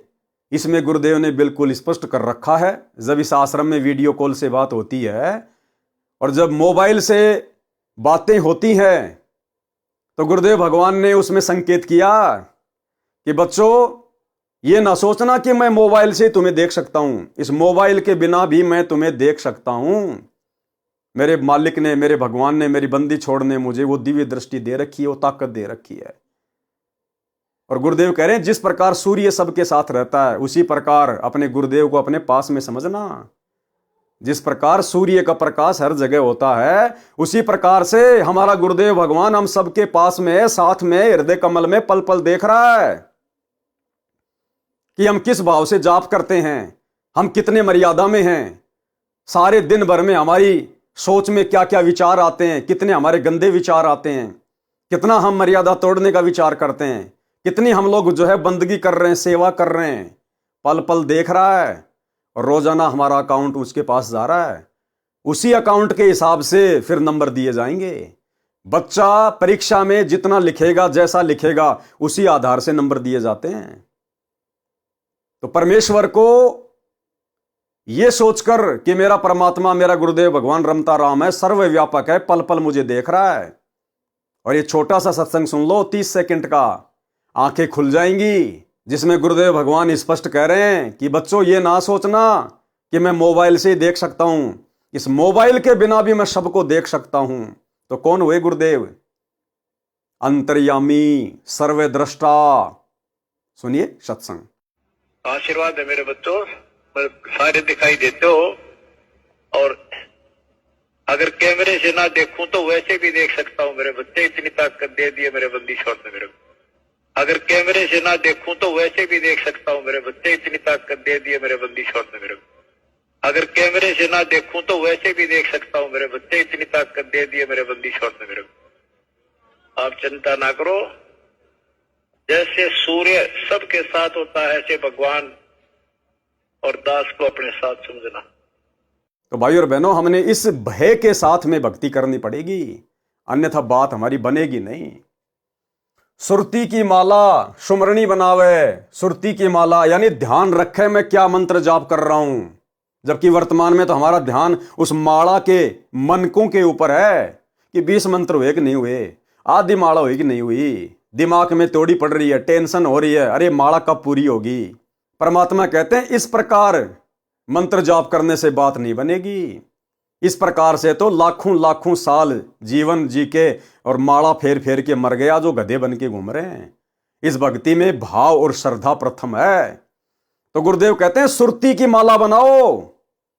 वो माला, उस माला की आवश्यकता नहीं है। जो करना चाहे वो करे, लेकिन उसकी आवश्यकता नहीं है विशेष। परमात्मा कहते हैं सुरती की माला बनाओ। सुरती यानी ध्यान रखो, कौन सा मंत्र जाप कर रहा हूं मैं। ये ध्यान मत रखो कि मेरे 5 मंत्र हो गए, मेरे 10 हो गए, मेरे 20 हो गए। ये ध्यान रखो कि मैं क्या शब्द बोल रहा हूं, मेरा ध्यान कहां है। उसको कहते हैं सुरती से मंत्र जाप करना। तो गुरुदेव कहते हैं सुरती की माला यानी सुमरणी बनावे। ध्यान का एक भाव नाम पर तथा तुरंत दूसरा भाव निर्वाण यानी वांछित मोक्ष पर। यानी रह रहकर हमारे को सतलोक की याद आनी चाहिए, हमारी सुरती वहां जानी चाहिए, हमारे गुरुदेव भगवान की मन मोहिनी सूरत हमारे सामने आनी चाहिए। अगर आप इन देवी देवताओं के जाप करते समय या सतनाम का जाप करते समय अगर आप इनकी फोटोओं पे ध्यान नहीं दे पाते हो, क्योंकि सतनाम के सुमरण के समय तो हमने किसी फोटो पे ध्यान रखने की आवश्यकता है ही नहीं। ना तो हमने काल को देखा, ना हमने अक्षर पुरुष को देखा जिनके 2 मंत्र हैं। रही बात जो प्रथम मंत्र है, तो बीच बीच के 5 देवी देवता अगर उनको भी ध्यान में ना रखो कोई बात नहीं है। जो शब्द हैं उस शब्द पे ध्यान रख लें, या फिर अपने गुरुदेव भगवान में ध्यान रखें, अपने गुरुदेव भगवान की सूरत पर ध्यान रखें और अपने मंत्र जाप करते रहें। क्योंकि परमात्मा इन सभी कमलों में बसा हुआ है, सभी कमलों में। जिस प्रकार फूल के अंदर गंध होती है, सुगंध होती है, महक होती है, उसी प्रकार परमात्मा इस शरीर में बने सभी चक्रों में है, सभी कमलों में है। सर्व का स्वामी है, वो सर्वव्यापक है। भले देवी देवताओं के हमें फोटोएं याद ना हो, कोई बड़ी बात नहीं।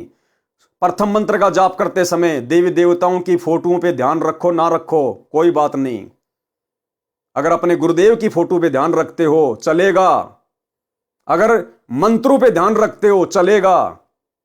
सतनाम का सुमरण करते समय अगर गुरुदेव भगवान की सूरत का ध्यान है और सुमरण कर रहे हैं कोई दिक्कत नहीं। गुरुदेव भगवान की सूरत पे ध्यान नहीं है और यदि उन मंत्रों को ध्यान में रख के जाप कर रहे हैं तो भी कोई दिक्कत नहीं है। लेकिन सुमरण चल रहा है, मन दुकान पे जा रहा है, मन मार्केट में जा रहा है, मन रिश्तेदारी में जा रहा है, तो परमात्मा कहते हैं माला तो कर में फिरे। कर यानी हाथ, कि माला तो कर में फिरे और जिव्या फिरे मुख माही, और ये मन तो चारों दिशाओं में फिरे। भाई ये तो सुमरण नहीं, ये तो फिर तू पाखंड कर रहा है, ढोंग कर रहा है, टाइम पास कर रहा है, तू तो फॉर्मेलिटी कर रहा है। और फॉर्मेलिटी की इस भक्ति मार्ग में कोई कीमत नहीं है। तो जब भी हम सुमरण करें किसी भी मंत्र का, या तो जो शब्द गुरुजी ने दिया, जो मंत्र गुरुजी ने दिया, उस मंत्र के ऊपर ध्यान रखें, क्या ले रहा हूं, क्या छोड़ रहा हूं, क्या जाप कर रहा हूं, या वो जाप करते करते अपने गुरुदेव का ध्यान होना चाहिए। क्योंकि हमारे गुरुदेव सर्व देवों के देव हैं, हमारे गुरुदेव की सत्ता सर्व के ऊपर है। तब हमारा सुमरण सही मायने में सही कहलाएगा। अब जिनको अभी तक यही नहीं पता कि कबीर भगवान कौन है, जो दाढ़ी मूंछ वाले कबीर जी की काल्पनिक फोटो को भगवान मान रहे हैं, कबीर जी मान रहे हैं, भला उनका क्या ध्यान लगेगा। जिनके घर के दरबार में 5-5 फोटोएं रखी हैं, गरीबदास जी की, दाढ़ी मूंछ वाले कबीर की, पंडित चिदानंद जी की, स्वामी रामानंद जी की, बीच में सतगुरु रामपाल जी की, भला उनका क्या ध्यान लगेगा। अरे 5-5 पतियों वाली औरत का कभी ध्यान स्थिर हो सकता है क्या? कभी नहीं हो सकता। सुरती की माला यानी सुमरणी बनावे। ध्यान का एक भाव नाम पर तथा दूसरा भाव निर्वाण यानी वांछित मोक्ष पर। वांछित मोक्ष कौन दिलाएगा? गुरुदेव भगवान दिलाएगा। तो कहते हैं आप अपने नाम पर भी ध्यान रखिए, और जो मोक्ष दिलाएगा, जो निर्वाण दिलाएगा, उसके ऊपर ध्यान रखिए। तो मोक्ष कौन दिलाएगा? भक्ति मुक्ति के दाता सतगुरु भक्ति मुक्ति के दाता। तो जो मंत्र गुरुदेव ने दे दिया उस मंत्र पर ध्यान, और साथ में अपने गुरुदेव भगवान पर ध्यान, उनकी मन मोहिनी सूरत पर ध्यान। यानी नृत्य को मोक्ष की ओर लगावे।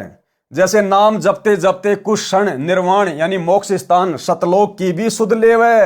अब सतलोक का ध्यान करेंगे तो सतलोक का राजा भी ध्यान में आएगा, सतलोक के सिंहासन पर बैठा हुआ सतगुरु रामपाल जी भगवान भी याद आएगा। जैसे नाम जपते जपते कुछ क्षण निर्वाण यानी मोक्ष स्थान सतलोक की भी सुध लेवे कि वहां पर जाएंगे, मौज से रहेंगे, जन्म मरण का कष्ट नहीं, रोग शोक नहीं, वहां जाएंगे फिर लौट कर नहीं आएंगे। इस प्रकार निर्ति मिले निर्वाण का भावार्थ समझो। और लेकर कौन जाएगा? वहां की मौज मस्तियों के लिए योग्य कौन बनाएगा? वहां के सर्व सुखों के लिए योग्य कौन बनाएगा? गुरुदेव भगवान। सहस्र कमल भी अष्ट कमल यानी 8वां कमल है। यहां तक सर्व कमलों में काल का राज्य है। शरीर के अंदर तथा बाहर भी उसकी धुनी साजबाज बजता है, यानी काल का डंका बजता है। यानी इस शरीर के अंदर जो भी व्यवस्था है सब ये ज्योति निरंजन की है, काल की है। जो शरीर में धुन यानी आवाज शब्द सुनाई देती है, ये सब काल की धुन यानी शब्द है, आवाज है। शून्य का भावार्थ है कि प्रत्येक कमल के आसपास शून्य यानी खाली स्थान है, जो प्रत्येक की सीमा का प्रतीक है। परंतु ये काल का जाल है। इस काल लोक में परमेश्वर का भी निवास है, परंतु परमेश्वर केवल दीक्षितों का ही साथ देता है, केवल अपने भक्तों का साथ देता है। हद जीवों से दूर है। कौन से हद जीव? जो काल की हद में है, उनसे दूर रहता है परमात्मा। बेहदियों के तीर, बेहदी कौन है? जो काल की हद से बाहर हो चुके हैं, जो सतगुरु की शरण में आ चुके हैं, उनको कहते हैं बेहदी। तो परमेश्वर अपने बेहदी भक्तों के साथ में है।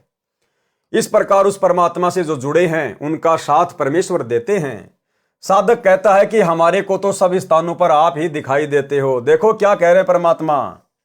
साधक क्या कहते हैं? साधक यानी भगत क्या कहते हैं कि हमारे को तो सब स्थानों पर आप ही दिखाई देते हो, कि हे गुरुदेव भगवान, हमें तो मूल कमल में भी आप ही दिखाई देते हो, संवाद कमल में भी आप ही दिखाई देते हो, नाभि कमल में भी आप ही दिखाई देते हो, हृदय कमल में भी आप ही दिखाई देते हो, कंठ कमल में भी आप ही, त्रिकुटी कमल पर भी आप ही, सहस्त्र कमल में भी आप ही, 8वें कमल में भी आप ही, 9वें कमल में भी आप ही। यानी ये परमेश्वर है। गुरुदेव भगवान स्वयं परमात्मा हैं, सर्वव्यापक हैं, सर्व के ऊपर हैं। इसलिए या तो हमारा ध्यान मंत्र करते समय उन मंत्रों पर या फिर अपने गुरुदेव भगवान पर, और सतलोक की हम सैर करते रहें, रह कर वहां भी हमारा ध्यान जाए कि सतलोक जाएंगे। गुरुदेव ने बड़ी दया बख्श दी है परमेश्वर ने। हे मालिक, असंख्य जन्मों का हमारा टंटा काट दिया मालिक, ना 84 में जाना, ना कष्ट, ना दोबारा कोई जन्म लेना। इस प्रकार के विचार हमारे मन में आने चाहिए कि भगवान मेरा तो लास्ट जन्म बना दो आप। ये गुरुदेव आपके चरण धो धो पीऊंगा परमात्मा, कुत्ते की तरह मैं आपके चरणों को चाटूंगा रोजाना। इस प्रकार के भाव हमारे मन ही मन में आने चाहिए सुमरण करते समय, और ध्यान हमारे गुरुदेव के आसपास। उसको कहते हैं सूक्ष्म शरीर में कुंज कमल में बैठ के सुमरण करना, लगन के साथ, जैसे हाथी ने डूबते समय निरंकार भाव से जाप किया था। इस भाव से काल के दुखों से, मतलब अपने आप को दुखी समझकर, दुखी तो हम हैं ही, नहीं पता था तो गुरुदेव ने आके बता दिए यहाँ के दुख, कि 1 सेकंड में यहाँ पर तेरा एक्सीडेंट हो जाए, बस में आग लग जाए, जिंदा जल जाए, पकोड़ा बन जाएगा, अगले जन्म में उठा के तेरे को सूअर बना देगा, बन जाना फिर तू राजा महाराजा। तो ये कष्ट हमारे को ध्यान होने चाहिए कि ये मिट्टी का पुतला है, आग में ये जल जाए, पानी में ये डूब जाए, कोई चक्कू मार दे तो ये मर जाए, बीमारी से ये मर जाए, हैं? इसका कोई स्टैंड है? और फिर भी हम इसके अंदर मगन होके फूल रहे हैं, जिम में जा रहे हैं, गेम खेल रहे हैं, राजनीति में जा रहे हैं, और कब इस गुब्बारे की हवा निकल जाए पता नहीं। तो ये है काल के दुख। इन दुखों को याद रख के जो गुरुदेव ने अपने सत्संगों में हमें बता दिए हैं, हमने गुरुदेव के ज्ञान आधार से इन दुखों को याद रखना है। अब ये परमात्मा हमें इतना सुख दे देगा कि हमारे को भूल पड़ने लग जाएगी। ये ज्ञान इसीलिए दिया गुरुदेव ने कि बच्चों, तुम्हें तुम्हारी 84 लाख योनियों के असहनीय कष्ट याद नहीं है। तो गुरुदेव ने हमें आज ज्ञान क्यों दिया, सत्संग क्यों सुनाए, सृष्टि रचना क्यों सुनाई, कि हमने यदि 84 लाख योनियों के कष्ट नहीं देखे हैं वर्तमान में, हमें याद नहीं, हम भूल चुके हैं, तो गुरुदेव के सत्संगों को आधार बनाकर जो गुरुदेव ने जो वचन बोल दिए, उन वचनों को सत्य मानकर हमने उन कष्टों को याद करना है। जो 84 लाख योनियों में होने वाले कष्ट गुरुदेव हमें बता रहे हैं, और हमारे आसपास में जो पशु पक्षी हैं वो कितना दुख उठाते हैं। सर्दियों में हम तो लेके रजाई कंबल अपने घर में सो जाते हैं दरवाजे बंद करके, वो जानवर देखो बाहर नंगे नीचे कितनी ठंडक होती है, शीत लहर चल रही है, धुंध पड़ रही है, भूखे प्यासे, ऊपर से दूसरे जीवों का डर, सोचिए उनकी क्या हालत है। तो इस प्रकार से हमने अपने आसपास के जो प्राणी हैं उनको देख कर भी और गुरुदेव के ज्ञान को आधार बनाकर हमने 84 लाख योनियों के कष्टों को ध्यान में रखना है कि ना जाने मैं कितनी बार ये कष्ट भोग चुका हूं, और आज यदि मौका चूक गया, गुरुदेव की मर्यादाओं में रहकर यदि मैंने भक्ति पूरी नहीं की, तो फिर से वही कष्ट मेरे सामने हैं।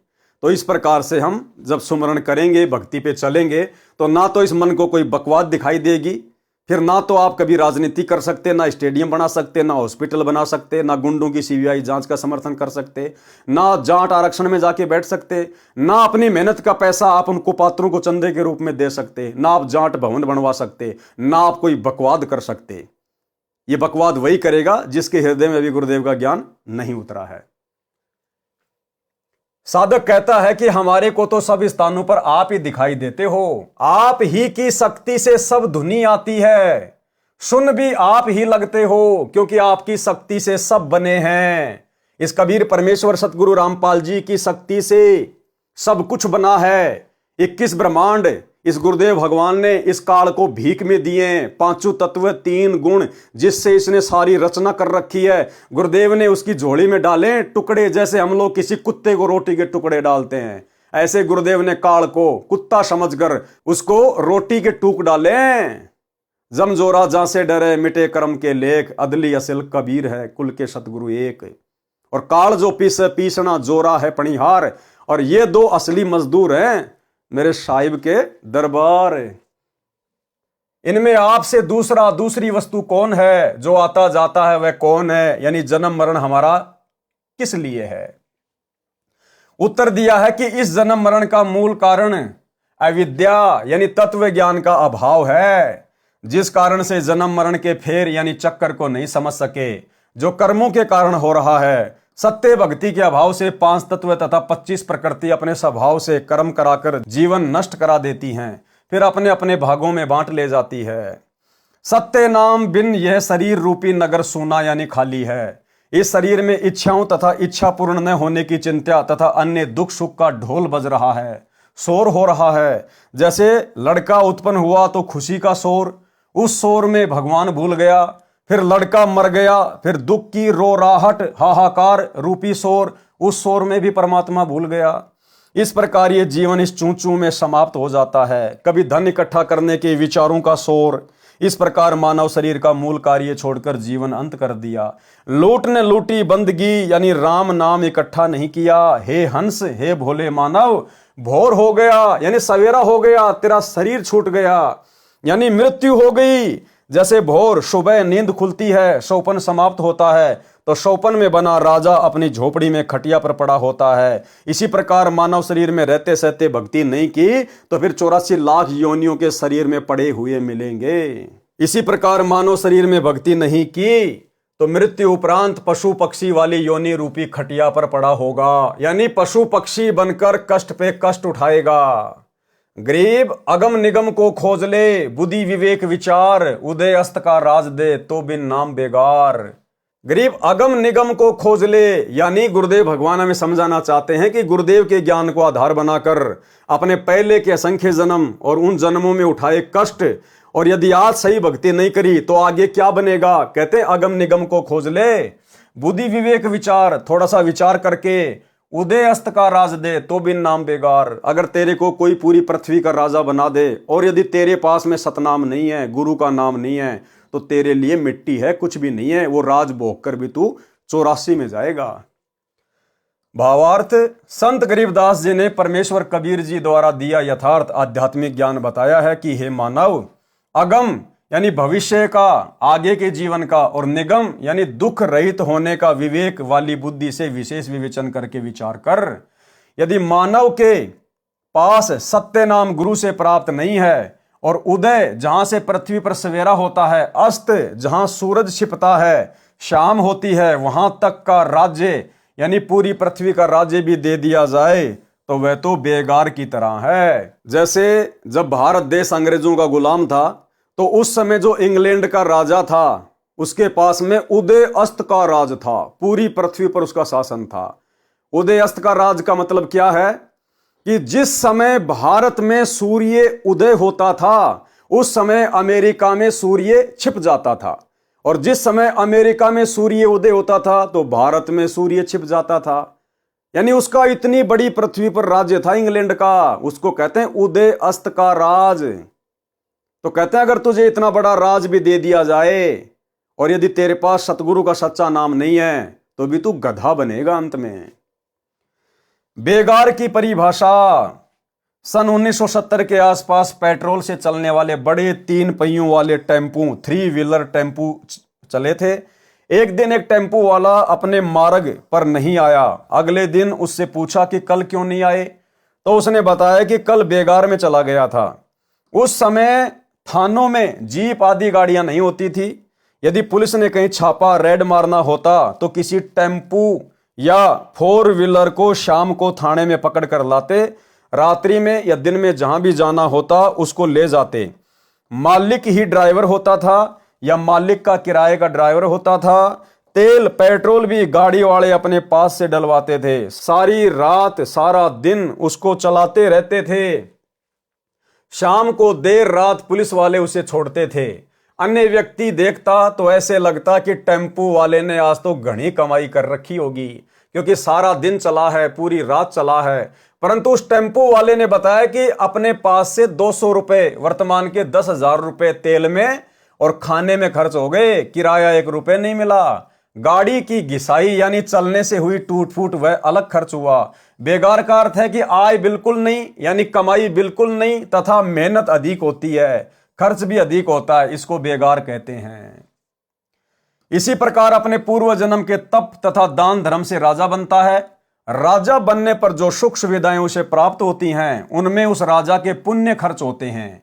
यदि वह राजा पूरे गुरु से भक्ति के वास्तविक नाम लेकर भक्ति नहीं करता तो उसको पुण्य की कमाई नहीं होती। पुण्य का खर्च राज के ठाट में दिन रात समाप्त होता रहता है। जो सत्य भक्ति नहीं करता वह राजा बेगार कर रहा है। और भाई जिस राजा को ये भक्ति का ज्ञान हो जाएगा फिर वो राज नहीं कर सकता। उदाहरण देख लो, राजा अब्राहिम सुल्तान, जब ये ज्ञान हो गया परमात्मा का, राज त्याग दिया कि परमात्मा बहुत है राज करने वाले, मुझे तो अपनी मुक्ति करवानी है। भर्तृहरि गोपीचंद को ज्ञान हुआ, राज ही छोड़ दिया। नरसिंह भगत को ज्ञान हुआ, 56 करोड़ की संपत्ति लुटा दी।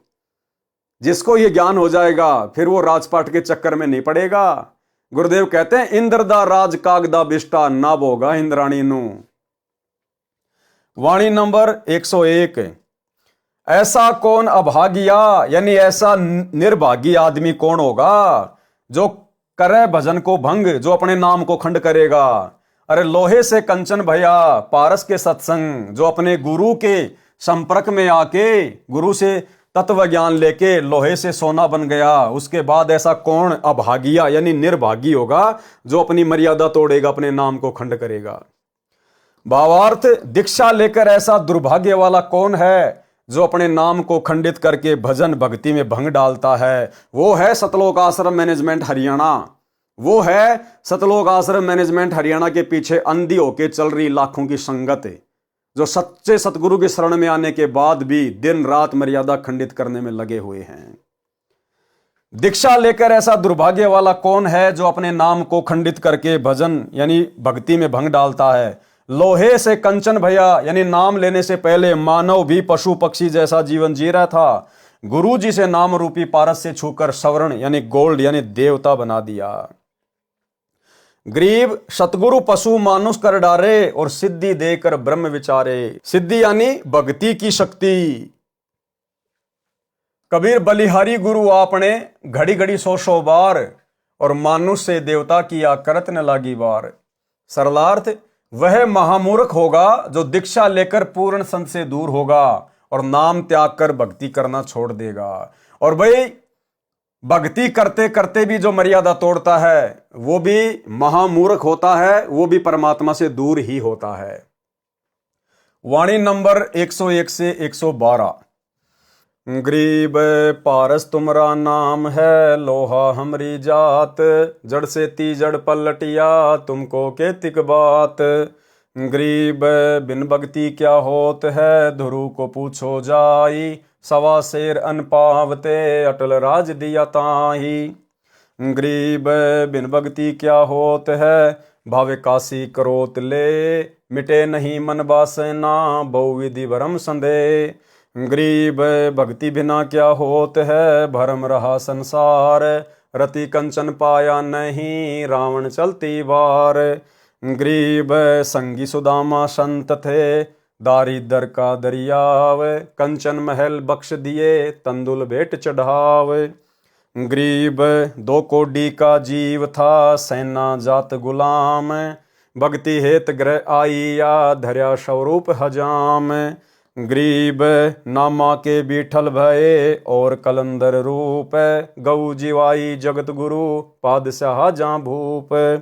गरीब पीपा को परचा हुआ, मिले भगत भगवान, सीता सुधी साबित रहे, दारामती निधान। गरीब धना भक्ति की धुन लगी, बीज दिया निजदान, सूखा खेत हरा हुआ, काकर बोई जान।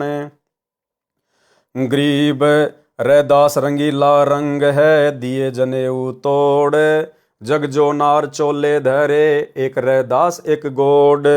गरीब मांझी मर्द कबीर है, जगत करे उपहास, केशो बंजारा भया, भगत बढ़ाया दास।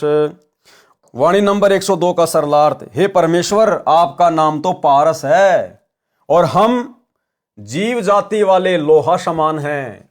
जब एक जड़ पारस पत्थर के छूने मात्र से जड़ लोहा सोना बन गया, बदल गया, यानी वो पारस पत्थर भी जड़ है, ना बोलता ना चलता ना फिरता, और वो लोहा भी जड़ है। जब जड़ जड़ के संपर्क में आते ही सोना बन गया, लोहा पारस से टच होते सोना बन सकता है, तो हे गुरुदेव भगवान, आप तो सारी सृष्टि के रचनहार हैं। यदि हम आपके संपर्क में आ गए, यदि आपने हमें अपनी शरण में ले लिया, और यदि हम मर्यादा में रहे, तो परमेश्वर भला हमारा मोक्ष क्यों नहीं होगा। जब एक जड़ को सोना बना सकती है, तो परमेश्वर आप हम जड़ बुद्धि जीवों को क्या वो बुद्धि देकर, भक्ति देकर सतलोक में नहीं बैठा सकते? आप तो कुछ भी कर सकते हैं। जब एक जड़ यानी पारस पत्थर के छूने मात्र से दूसरा जड़ यानी लोहा सोना बन गया, बदल गया, पलट गया, तो आपके लिए हमारे गुण धर्म बदलकर देवता बनाना कोई कठिन कार्य नहीं है। वाणी नंबर 103 का सरलार्थ। ध्रुव भगत और उसकी माता जी को एक दिन का 1.25 सेर यानी 1.25 किलोग्राम अन्न मिलता था खाने को। ध्रुव का पिता उत्तानपाद राजा था। ध्रुव भगत की मौसी यानी उत्तानपाद की छोटी पत्नी ने अपनी बड़ी बहन सुनीति को अलग घर में सजा के रूप में बंद रखवा रखा था। दिन में केवल 1.25 सेर अन्न खाने को ही दिया जाता था, जिसको दुहागन कहा जाता था। अब उसकी पूरी क्या राम कहानी है, गुरुदेव भगवान हमें विस्तार से लिखकर बता रहे हैं। ध्रुव की कथा। राजा उत्तानपाद को अपनी पत्नी सुनीति से विवाह के कई वर्षों पश्चात तक कोई संतान प्राप्त नहीं हुई। यानी जो ये सुनीति थी, ये ध्रुव की माता थी, और काफी लंबे समय तक ध्रुव का जन्म नहीं हुआ था। तो ये जो सुनीति थी, इसकी एक छोटी बहन थी। तो इसने सोचा क्यों ना राजा के वंश को चलाने के लिए मैं अपनी छोटी बहन का विवाह जो है उत्तानपाद के साथ में जो है वो करवा दूं।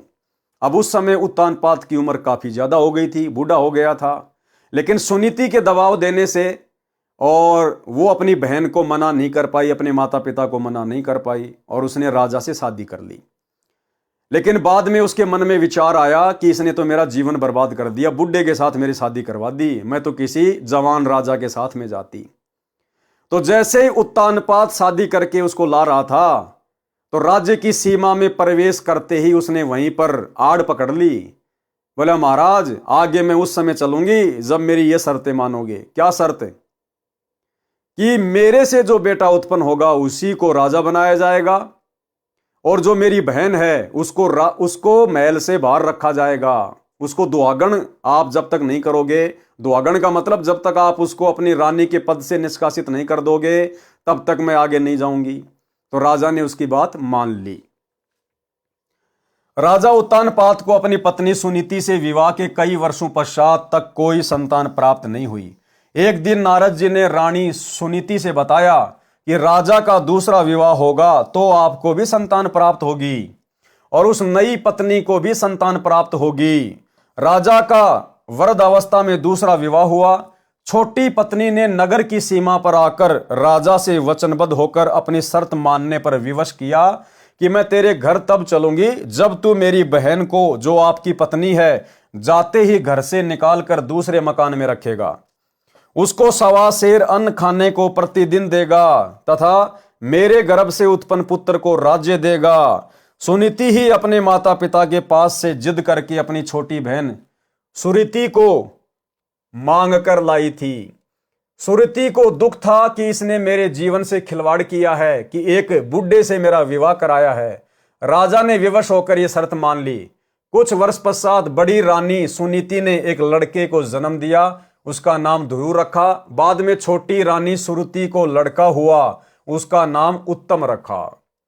जब ध्रुव की आयु 5 वर्ष तथा उत्तम की 4 वर्ष की हुई तो उत्तम का जन्मदिन भी कुछ महीने पश्चात ही था। राजा ने छोटी रानी के कहने से उत्तम का जन्मदिन मनाया। ध्रुव का जन्मदिन ईर्ष्यावश नहीं मनाने दिया, यानी जो छोटी रानी थी उसने अपनी बड़ी बहन के लड़के ध्रुव का जन्मदिन नहीं मनाने दिया। नगर में धूमधाम थी। ध्रुव ने भी अपने घर से, जो नगरी से दूर एक बाग में था, जन्मदिन को देखने जाने की जिद की। माता सुनीति ने कहा कि बेटा, तेरा उस नगर में कोई स्थान नहीं है, परंतु ध्रुव बच्चा था, जिद करके चला गया। राजा सिंहासन पर बैठा था, साथ में रानी बैठी थी। उत्तम अपनी माता के साथ गोडों यानी गोद में बैठा था। ध्रुव जाकर पिता के गोडों में सिंहासन पर बैठ गया। अब वो 4-5 साल का बच्चा, उसको क्या पता, वो जाके अपने जो है पिताजी के गोद में बैठ गया।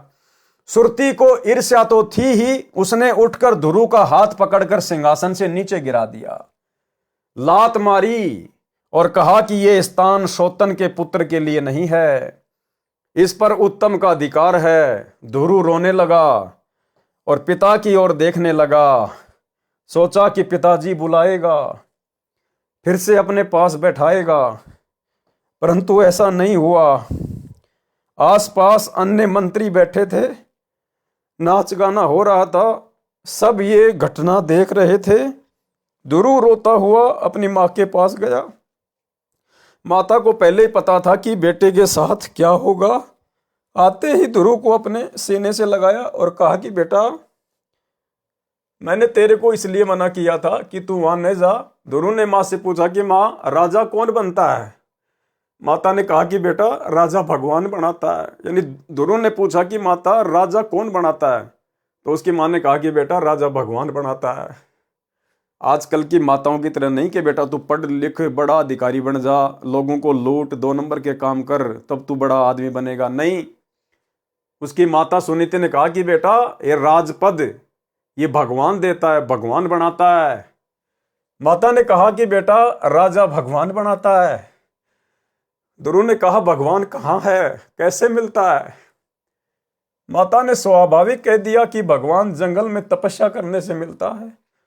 ध्रुव ने कहा कि माँ, मैं वन में जाकर तपस्या करके भगवान को प्राप्त करके राजा बनूंगा। देखो भाई और बहनों, आज परमात्मा हमारे पास में आया हुआ है। आज हमारे घर घर में परमात्मा बैठा है। ध्रुव तो परमात्मा को ढूंढने जंगल में गया था और परमात्मा इस 21 ब्रह्मांड रूपी जंगल में हमें ढूंढ रहे हैं। गोता मारू स्वर्ग में, जा बैठूं पाताल, गरीब दास ढूंढता फिर वो अपने हीरे मोती लाल। और आज हम अपने परमपिता परमात्मा को पहचान नहीं रहे, अपने गुरुदेव को नहीं पहचान रहे हम। ध्रुव ने कहा कि माँ, मैं जंगल में जाकर तपस्या करके भगवान को प्राप्त करके राजा बनूंगा। ये कहकर घर छोड़कर जंगल की ओर जाने लगा। उसी समय रानी ने नौकर के द्वारा राजा को संदेश भेजा कि ध्रुव जंगल में जाने की जिद कर रहा है, उसको संभाल लो। राजा तुरंत वहां पर आया और ध्रुव से कहा कि बेटा, ऐसा न कर, मैं तेरे को आधा राज्य दे दूंगा। ध्रुव ने कहा कि नहीं, आप तो छोटी माता से डरते हो, आप नहीं दे पाओगे, मैं तो भगवान से राज्य प्राप्त करूंगा। परमात्मा कहते हैं, जतन चाहिए राजपाट तो धर ले ध्यान हमारा। अगर तुझे इस गंदे लोक में राजा भी बनना है ना, तो भी मेरी भक्ति कर, उसी से मिलेगा। ये कहकर रोता हुआ घर त्याग कर जंगल चला गया। रास्ते में नारद जी मिले। अब भाई और बहनों, नारद जी नहीं था, ये खुद परमात्मा सतगुरु रामपाल जी भगवान। ये परमात्मा अपनी आत्माओं के लिए दुखी होता है, परेशान होता है। सोच छल छिद्र मैं करूं अपने जन के काज। ये परमात्मा नारद का रूप बना के आए तुरंत अपनी प्यारी आत्मा के लिए। क्योंकि भाई और बहनों, उस जन्म में ध्रुव कोई भक्ति नहीं कर रहा था, कोई नाम जाप नहीं कर रहा था, कोई उसका गुरु नहीं था। लेकिन इस कलयुग की पिछली पीढ़ी में ध्रुव कभी न कभी सतगुरु रामपाल जी भगवान के चरणों में आकर और फिर अपनी नादानी से इस मार्ग को त्याग गया था। तो आज की जो भक्ति है उसकी, इस भक्ति के प्रतिफल में परमात्मा फिर हमारे लिए भटकते हैं, तरह तरह के रूप बनाते हैं, दुखी होते हैं परमात्मा। रास्ते में नारद जी मिले। उन्होंने पूछा कि कहाँ चले। ध्रुव ने कहा कि मेरी मौसी ने मेरे को लात मारकर पिता के पास से भगा दिया। कहा कि इस राज्य पर तेरा अधिकार नहीं है, उत्तम का अधिकार है। माँ ने बताया कि राज्य भगवान देता है, मैं तपस्या करके भगवान को प्राप्त करके राज्य मांगूंगा। ऋषि जी, नारद ऋषि ने कहा कि पहले गुरु बनाओ, गुरु बिन साधना निष्फल होती है। ध्रुव ने कहा कि आप मेरे गुरु बन जाओ। नारद ने स्वीकार कर लिया। जब नारद जी के रूप में कबीर परमेश्वर सतगुरु रामपाल जी भगवान ने कहा कि बेटा पहले गुरु बनाना पड़ता है, तो उसी समय एक सत्संग में गुरुदेव ने बताया कि उसी समय ध्रुव ने पैर पकड़ लिए। बोले महाराज, आपसे बढ़कर गुरु फिर मुझे और कौन मिलेगा। परमात्मा इस बात से प्रसन्न हो गए और तुरंत गुरुदेव ने फिर उसको अपना जो भी जाप था उस समय का वो दिया मालिक ने। नारद जी ने यानी परमात्मा ने स्वीकार कर लिया और ध्रुव को दीक्षा दी। ध्रुव ने एक पैर पर खड़ा होकर साधना की, घोर तप किया, खाना पीना भी कुछ नहीं किया। बालक का हठ तथा पूर्व जन्म की भक्ति की शक्ति के कारण छठे महीने परमात्मा प्रकट हुए। छठे महीने परमात्मा उसके भाव को देखकर जो है प्रकट हो गए। ध्रुव से कहा कि मांगो बालक, क्या मांगता है। ध्रुव ने कहा कि मुझे अटल राज्य दे दो। भगवान ने कहा कि तेरे को स्वर्ग में राज्य दूंगा, जीवन भर भक्ति कर, घर पर जा। ध्रुव घर पर आ गया। ध्रुव की भक्ति के कारण छोटी माता भी कुछ नम्र हुई और अपनी बड़ी बहन को सामान्य जीवन जीने की आज्ञा दे दी। उत्तम का विवाह हो गया, राज्य भी उत्तम को दिया गया, ध्रुव का भी विवाह हो गया। एक बार गंधर्वों के साथ उत्तम का युद्ध हुआ। युद्ध में उत्तम की मृत्यु हो गई। ध्रुव को पता चला तो गंधर्वों के साथ युद्ध करके विजय प्राप्त की।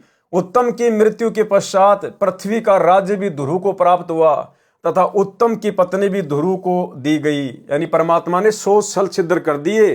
परमात्मा ने सारा खेल चेंज कर दिया अपनी उस प्यारी आत्मा के लिए, उसको राज्य देने के लिए। इस प्रकार ध्रुव भगत को भक्ति करके अटल राज्य स्वर्ग का मिला तथा पृथ्वी का राज्य भी मिला। सुरती को कर्म की सजा भी मिली, जिसने अपनी बड़ी बहन को सताया था, अपने पुत्र को राजा देखना चाहती थी, वह बेटा भी नहीं रहा, जीवन नरक बना दिया गया। वाणी का यही भावार्थ है कि भक्ति के बिना क्या जीवन है। ध्रुव भगत की कथा इसकी गवाह है। कहां तो मां तथा बेटों को कुल 1.25 किलोग्राम अन्न मिलता था, लुखी सुखी रोटी खाते थे। भक्ति करने से पृथ्वी तथा स्वर्ग का राज्य प्राप्त हुआ। जीवन रहा तब तक पृथ्वी पर राज्य किया। मृत्यु के पश्चात स्वर्ग में एक ध्रुव मंडल बनाया। परमात्मा ने अलग से ध्रुव के लिए ध्रुव मंडल बना दिया। उस नगरी पर ध्रुव ने राज्य किया। विवेचन यानी विचार करने योग्य बातें हैं। ध्रुव ने जो हठ योग किया था उससे उसको केवल पूर्व जन्म के संस्कार का ही मिलना था। जैसे पाली को भैंस के सींग में परमात्मा मिल गया था। ध्रुव जब बड़े हुए तब उनको शास्त्रों का ज्ञान हुआ तो शास्त्र विधि अनुसार भक्ति की। उसका फल फिर किसी जन्म में मिलेगा। पहले ध्रुव स्वर्ग के राज्य का समय पूरा करेगा, फिर पृथ्वी पर मानव जन्म प्राप्त करेगा, फिर कोई सतलोक का मार्गदर्शक संत मिला तो मुक्ति होगी, नहीं तो 84 लाख प्राणियों के शरीर को प्राप्त करेगा। देख लो भाई और बहनों, आप और हमारा कितना बड़ा सौभाग्य है। आप और हम असंख्यों बार ध्रुव बन चुके हैं, प्रहलाद बन चुके हैं, सनक सनंदन सरत संत कुमार बन चुके हैं, 9 नाथ 84 सिद्ध बन चुके हैं, 33 करोड़ देवताओं के जो पद हैं वो भोग चुके हैं, ब्रह्मा विष्णु महेश बन चुके हैं, लाखों करोड़ों जन्म हमारे राजाओं के हो चुके हैं। आम जीवों की तो गिनती नहीं, 84 लाख की गिनती नहीं। इसलिए गुरुदेव भगवान कहते हैं कि बच्चों, तुम्हारी किस्मत को मैं शब्दों में बयान नहीं कर सकता। तुम सारी प्रोसीजर को पार करके आ चुके हो। अब यदि तुम जानबूझकर अपने भगवान को ना पहचान कर अगर अपना समय आगे बढ़ाना चाहते हो तो बात अलग है, अन्यथा वर्तमान में यह कलयुग की बिचली पीढ़ी तुम्हारा लास्ट जीवन है। इसलिए भाई और बहनों, परमात्मा इतना जोर लगा रहा है, इसलिए ये दास बारंबार कहता है कि जब तक सतगुरु रामपाल जी भगवान के चरण कमल धरती पे हैं तब तक मोक्ष का समय है, उसके बाद में मोक्ष नहीं है। अरे फिर कौन इतना जोर लगाएगा? कौन आपके लिए सतलोक से फिर हर सप्ताह सत्संग भेजेगा? जैसे वर्तमान में हिसार जेल से सत्संग आ रहे हैं हर सप्ताह, फिर सतलोक जाने के बाद कहां से सत्संग भेजेंगे गुरुदेव? कहां साध संगतियां होंगी? कौन आपको इन पुस्तकों के ऊपर वीडियो बना बना के समझाएगा? कौन इतना आप लोगों को ज्ञान आधार से शंकाओं का समाधान होगा? भाई और बहनों, बाद में मौका नहीं होगा। और जो आज हमारे सामने जो परिस्थितियां हैं, ये परिस्थितियां उस समय नहीं होंगी हमारे सामने। आज आप और हम भगत भाई बहनों ने जो गरीबी है, जो निर्धनता है, उसको भी देखा है, जो अभाव है उसको भी देखा है। आने वाले समय में हमारी पीढ़ियां अभाव में नहीं होंगी, सुखों में होंगी। और परमात्मा कहते हैं, सुख के माथे पत्थर पड़ो जो नाम हृदय से जाए, बलिहारी उस दुख के ऊपर जो पल पल नाम रटाए। सोचो भाई और बहनों, यदि हमारे को सुख होता और यदि फिर हमें कोई गुरु जी का ज्ञान बताता तो पहली बात तो हम इस ज्ञान को स्वीकार नहीं करते, और स्वीकार भी कर लेते तो हमारे वो भाव नहीं बनते। क्यों? क्योंकि हम सुखी हैं, हमें दुखों का आइडिया नहीं है। इसलिए आप और हमारा वर्तमान में ये सामान्य जीवन, सामान्य जन्म, बिल्कुल निर्धनता के तीर पर, ऊपर से हर प्रकार की जो है समस्याएं, बच्चों की फीस की, मकान के जो है वो किराए की, रोजी रोटी की है, और ऊपर से भगवान का ज्ञान मिल गया हमें, तो ये दुख हमसे भक्ति करवा रहे हैं। ये परेशानियां, छोटे मोटे संकट हमसे भक्ति करवा रहे हैं। अगर ये ना हो, हम इस भक्ति को इस भाव से नहीं कर सकते थे। तो आने वाले समय में तो भाई और बहनों, पृथ्वी स्वर्ग बन जाएगी, सतयुग से भी अच्छा माहौल हो जाएगा, और ना गुरु उस समय धरती पे होगा, फिर कैसे मोक्ष होगा?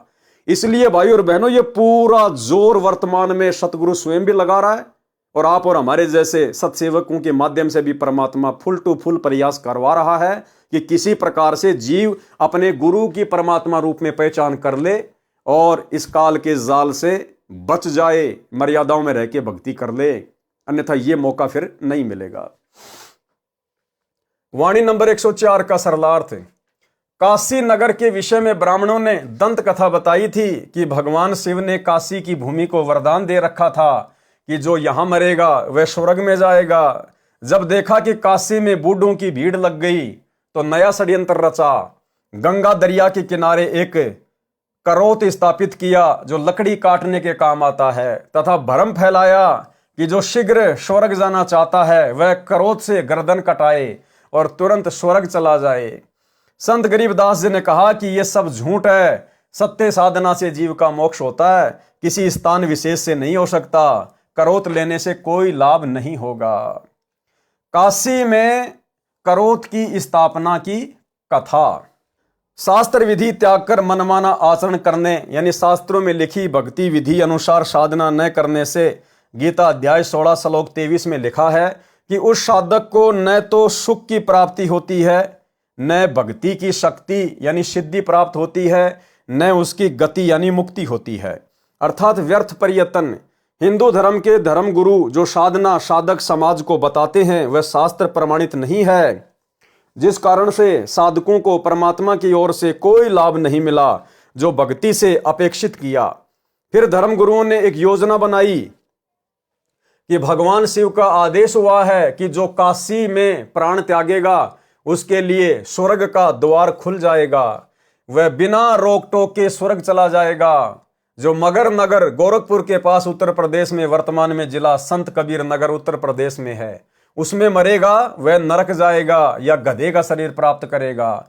गुरुजनों की प्रत्येक आज्ञा का पालन करना अनुयायियों का परम धर्म माना गया है। इसलिए हिंदू लोग अपने अपने माता पिता को आयु के अंतिम समय में काशी बनारस शहर में किराए पर मकान लेकर छोड़ने लगे।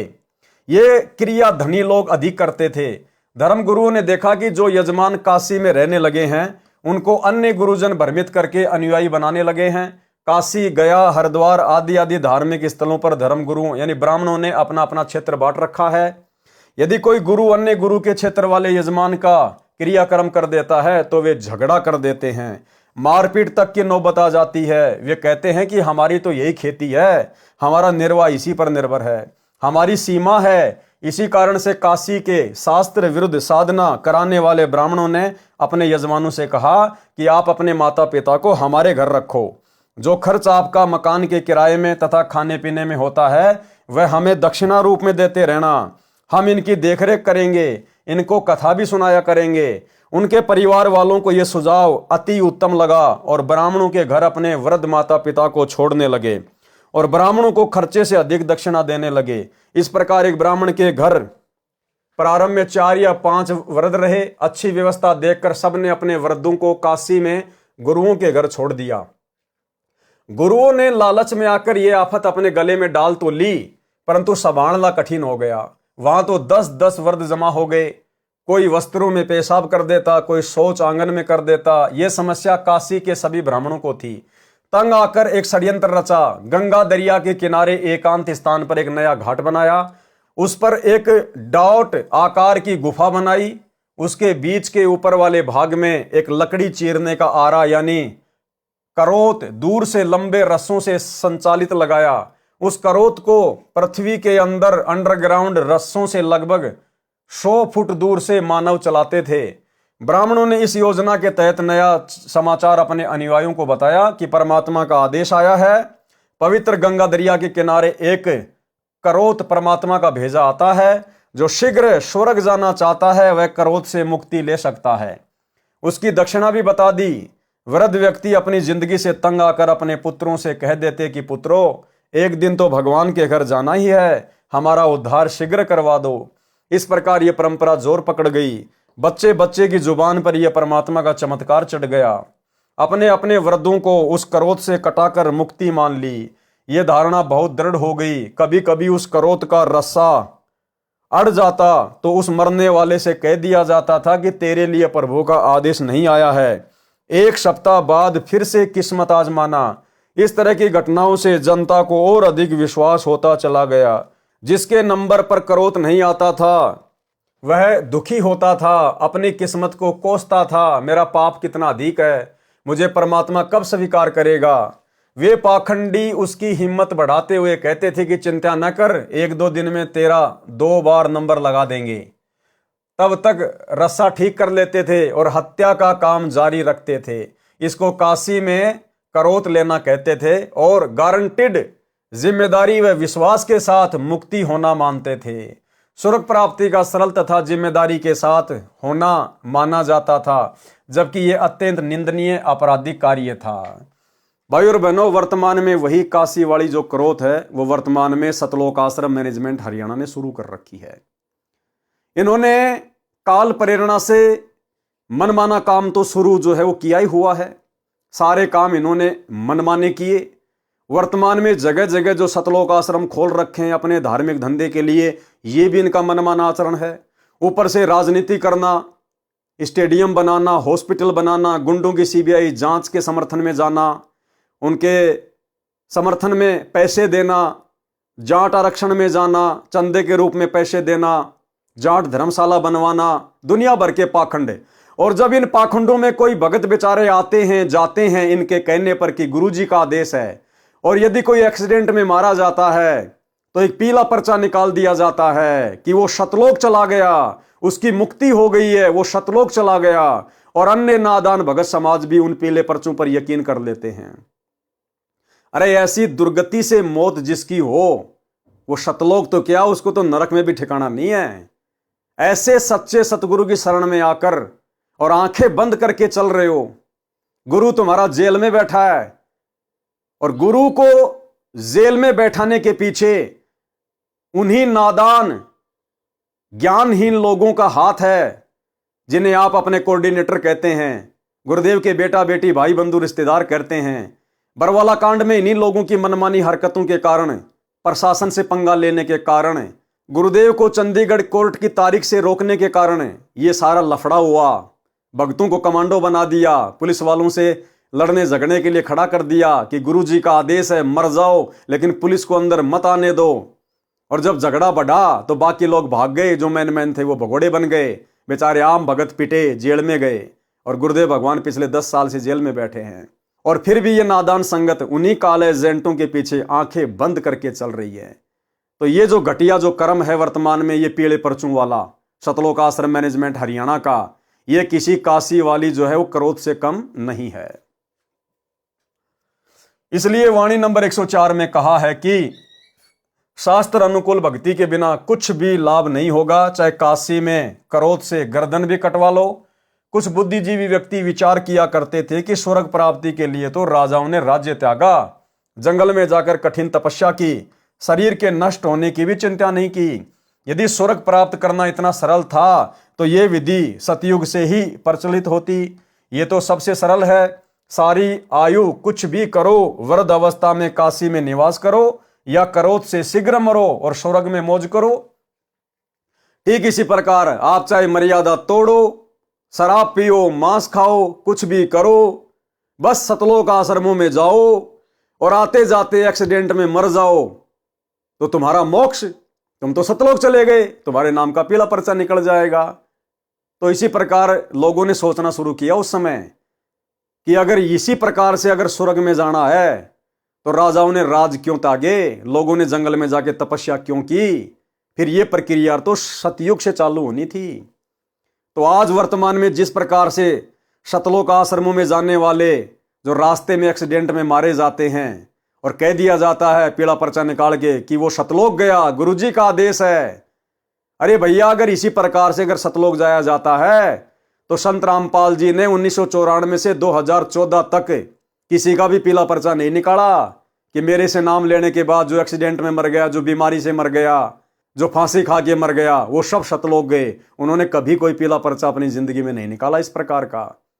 उन्होंने तो ये कहा है कि अगर मेरी भक्ति करोगे और मर्यादा में रहोगे, तुम्हारी मौत एक्सीडेंट में नहीं हो सकती, इस जगत वालों की तरह तुम्हारी मौत नहीं होगी। अगर भगत की और जगत की मौत में इतना भी अंतर नहीं है तो फिर क्या फायदा फिर भक्ति का। भगत को तो पता भी नहीं चलेगा कब शरीर छूट गया। एक्सीडेंट में भगत की मौत नहीं होती जैसे आज वर्तमान में हो रही है भक्तों की। सुनिए गुरुदेव का छोटा सा सत्संग। परमात्मा कहते हैं भाई कहाँ जन्मे का पाले पोसे और खूब लड़ाए लाडे, ना बेरा इस देह के कहाँ खंडेंगे हाडे, ना जर बेरा कित मारेगा काल। कबीर कहाँ गर्बियो ये काल गह करके से, ना बेरा कित मारेगा यो के घर के परदेश। कहते हैं के फूला फिर से छोटे से नकली सुख मान रहा तू, और काल जो है तेरे बाल पकड़ेगा। काल गह कर केश, कर माने हाथ, केस माने बाल, और ना बेरा कित मारेगा के घर के प्रदेश। अब आपने उस आंध्र प्रदेश के मुख्यमंत्री की स्थिति देखी, ने कह रहे किसी जगह मारेगा काल की तो पानी पैनी अभी ना पावे, वहाँ पटका ठाक है 3 दिन मत नो बेरा पट्टा पड़ा कहाँ पर है। तो पुण्यात्माओं, बात ये नहीं कि वो मर गए इस तरीके से, लेकिन जो थोड़े से जिनको हम बड़े व्यक्ति मानते हैं उनकी दुर्गति होती दिखे ना, जब ये मन पापी ठीक ठिकाना आ जाता है। आम आदमी तो रोजमर्रा है उसकी तो चिंता नहीं, मानते नहीं। ऐसे जो जिनको हम सुप्रीम पावर माना थे, मुख्यमंत्री बिरानी के पाड़ मानते थे हम बिना ज्ञान में, और उसकी के दुर्गति हुई। कहते हैं जो भक्ति नहीं करता उनके ये बिरान माटी होंगी, और जो परमात्मा का नाम लेता है उनके साथ ऐसा नहीं होगा, ये गारंटीड बात है। अगर इतना भी अंतर नहीं है तो फिर भगवान की आवश्यकता ही समाप्त हो जाती है। ध्रुव प्रहलाद मीराबाई के इतिहास देख लो। मीराबाई को विष पिलाया गया था, विष भी अमृत बन गया उस परमात्मा की भक्ति और शक्ति से। इसलिए पुण्यात्माओं, आपको जो ये क्रिया कर रहे हैं आपका घनी काम आओगी। अब तो आपको ना इतना महसूस हो रहा है, लेकिन आने वाले समय में कहते हैं कल्पे कारण कौन है, कर सेवा भी काम, और मन इच्छा फल देऊंगा जो पड़े मेरे ते काम। आपका मित्र है मुख्यमंत्री, आपका मित्र है प्रधानमंत्री, आपका एक्सीडेंट हो जाता है, एक्सीडेंट में मृत्यु हो जाती है, वो नहीं बचा सकता, चाहे आपको कितना ही निकटतम है, उस समय अपनी जान नहीं बचा सकता। तो वहाँ धनी का रोल शुरू हो जाता है, जहाँ परमात्मा का रोल शुरू होता है, जो ऐसे स्थान पर आपकी रक्षा करेगा। तो हमने इन अन्य सहारों को त्याग कर परमात्मा का आसरा ही लेना चाहिए। तो भाई और बहनों, ये विचार करने की बात है। वर्तमान में इन सतलोक आश्रम वालों का ये पीले परचों वाला कुकर्म जो है गुरुदेव के नाम की आड़ में जो चल रहा है, ये काशी वाली करोत से कम नहीं है। इसलिए वाणी नंबर 104 में कहा है कि इससे भी कई शंकाएं बनी रहती थी, ये विधि भी संदेह के घेरे में थी। यदि इतना ही मोक्ष मार्ग है तो गीता जैसे ग्रंथ में लिखा होता। ऐसी शास्त्र विरुद्ध क्रिया से मन के विकार भी समाप्त नहीं होते।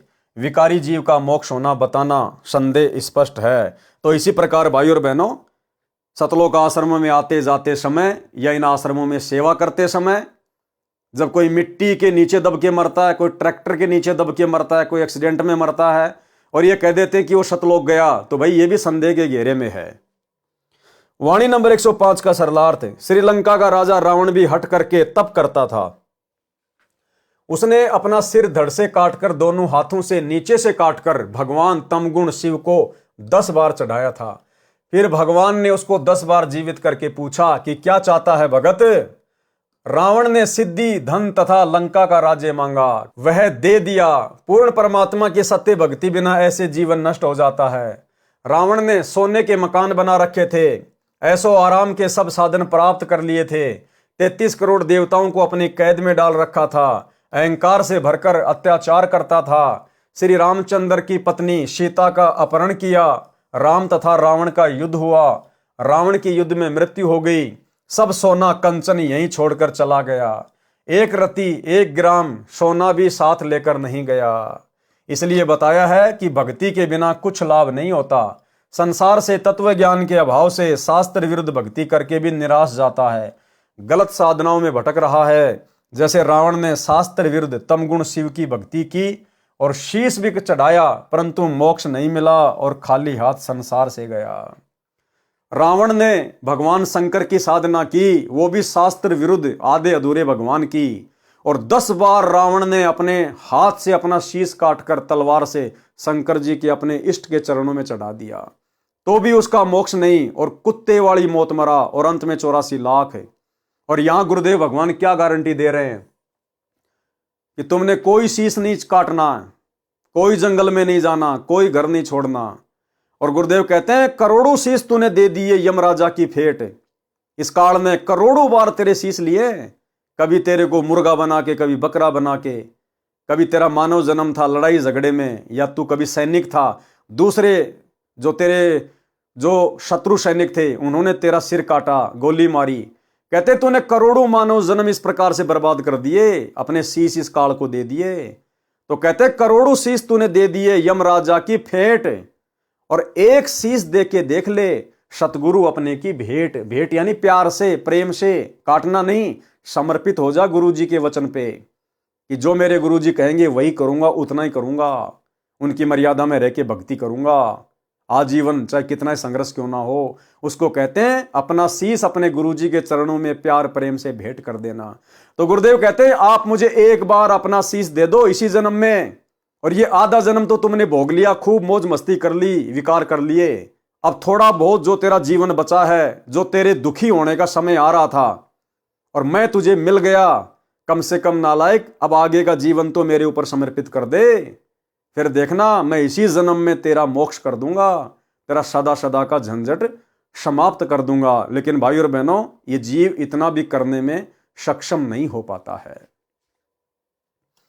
वाणी नंबर 106 का सरलार्थ, कथा सुदामा जी को धनी बनाया। तो भाई और बहनों, आज की वीडियो में हम केवल इतना ही लेंगे। धीरे धीरे प्यार प्रेम के साथ गुरुदेव भगवान की इस कथा में हम आगे बढ़ेंगे, क्योंकि ये मुक्ति बोध का सरलार्थ है। मुक्ति बोध का अर्थ है मुक्ति का ज्ञान। तो गुरुदेव ने इतनी अच्छी अच्छी कथाएं, इतनी अच्छी अच्छी रोचक बातें अपने कर कमल से मुक्ति बोध में लिपिबद्ध की हुई हैं। तो हम धीरे धीरे परमेश्वर के कर कमल से लिखित इन कथाओं को सुनेंगे, समझेंगे और अपने जीवन में ढालेंगे, अमल करेंगे। अगर अमल नहीं किया, खाली सुन लिया, तो भी कोई फायदा नहीं है, उल्टा हम परमात्मा के दोषी बनेंगे। तो भाई और बहनों, आज की वीडियो में केवल इतना ही। कल रात्रि 8 बजे सभी भाई बहन फिर से लाइव जुड़िए। तब तक गुरुदेव भगवान हम सबको आज्ञा दे, इजाजत दे, आशीर्वाद दे। बंदी छोड़ सतगुरु रामपाल जी भगवान की जय हो।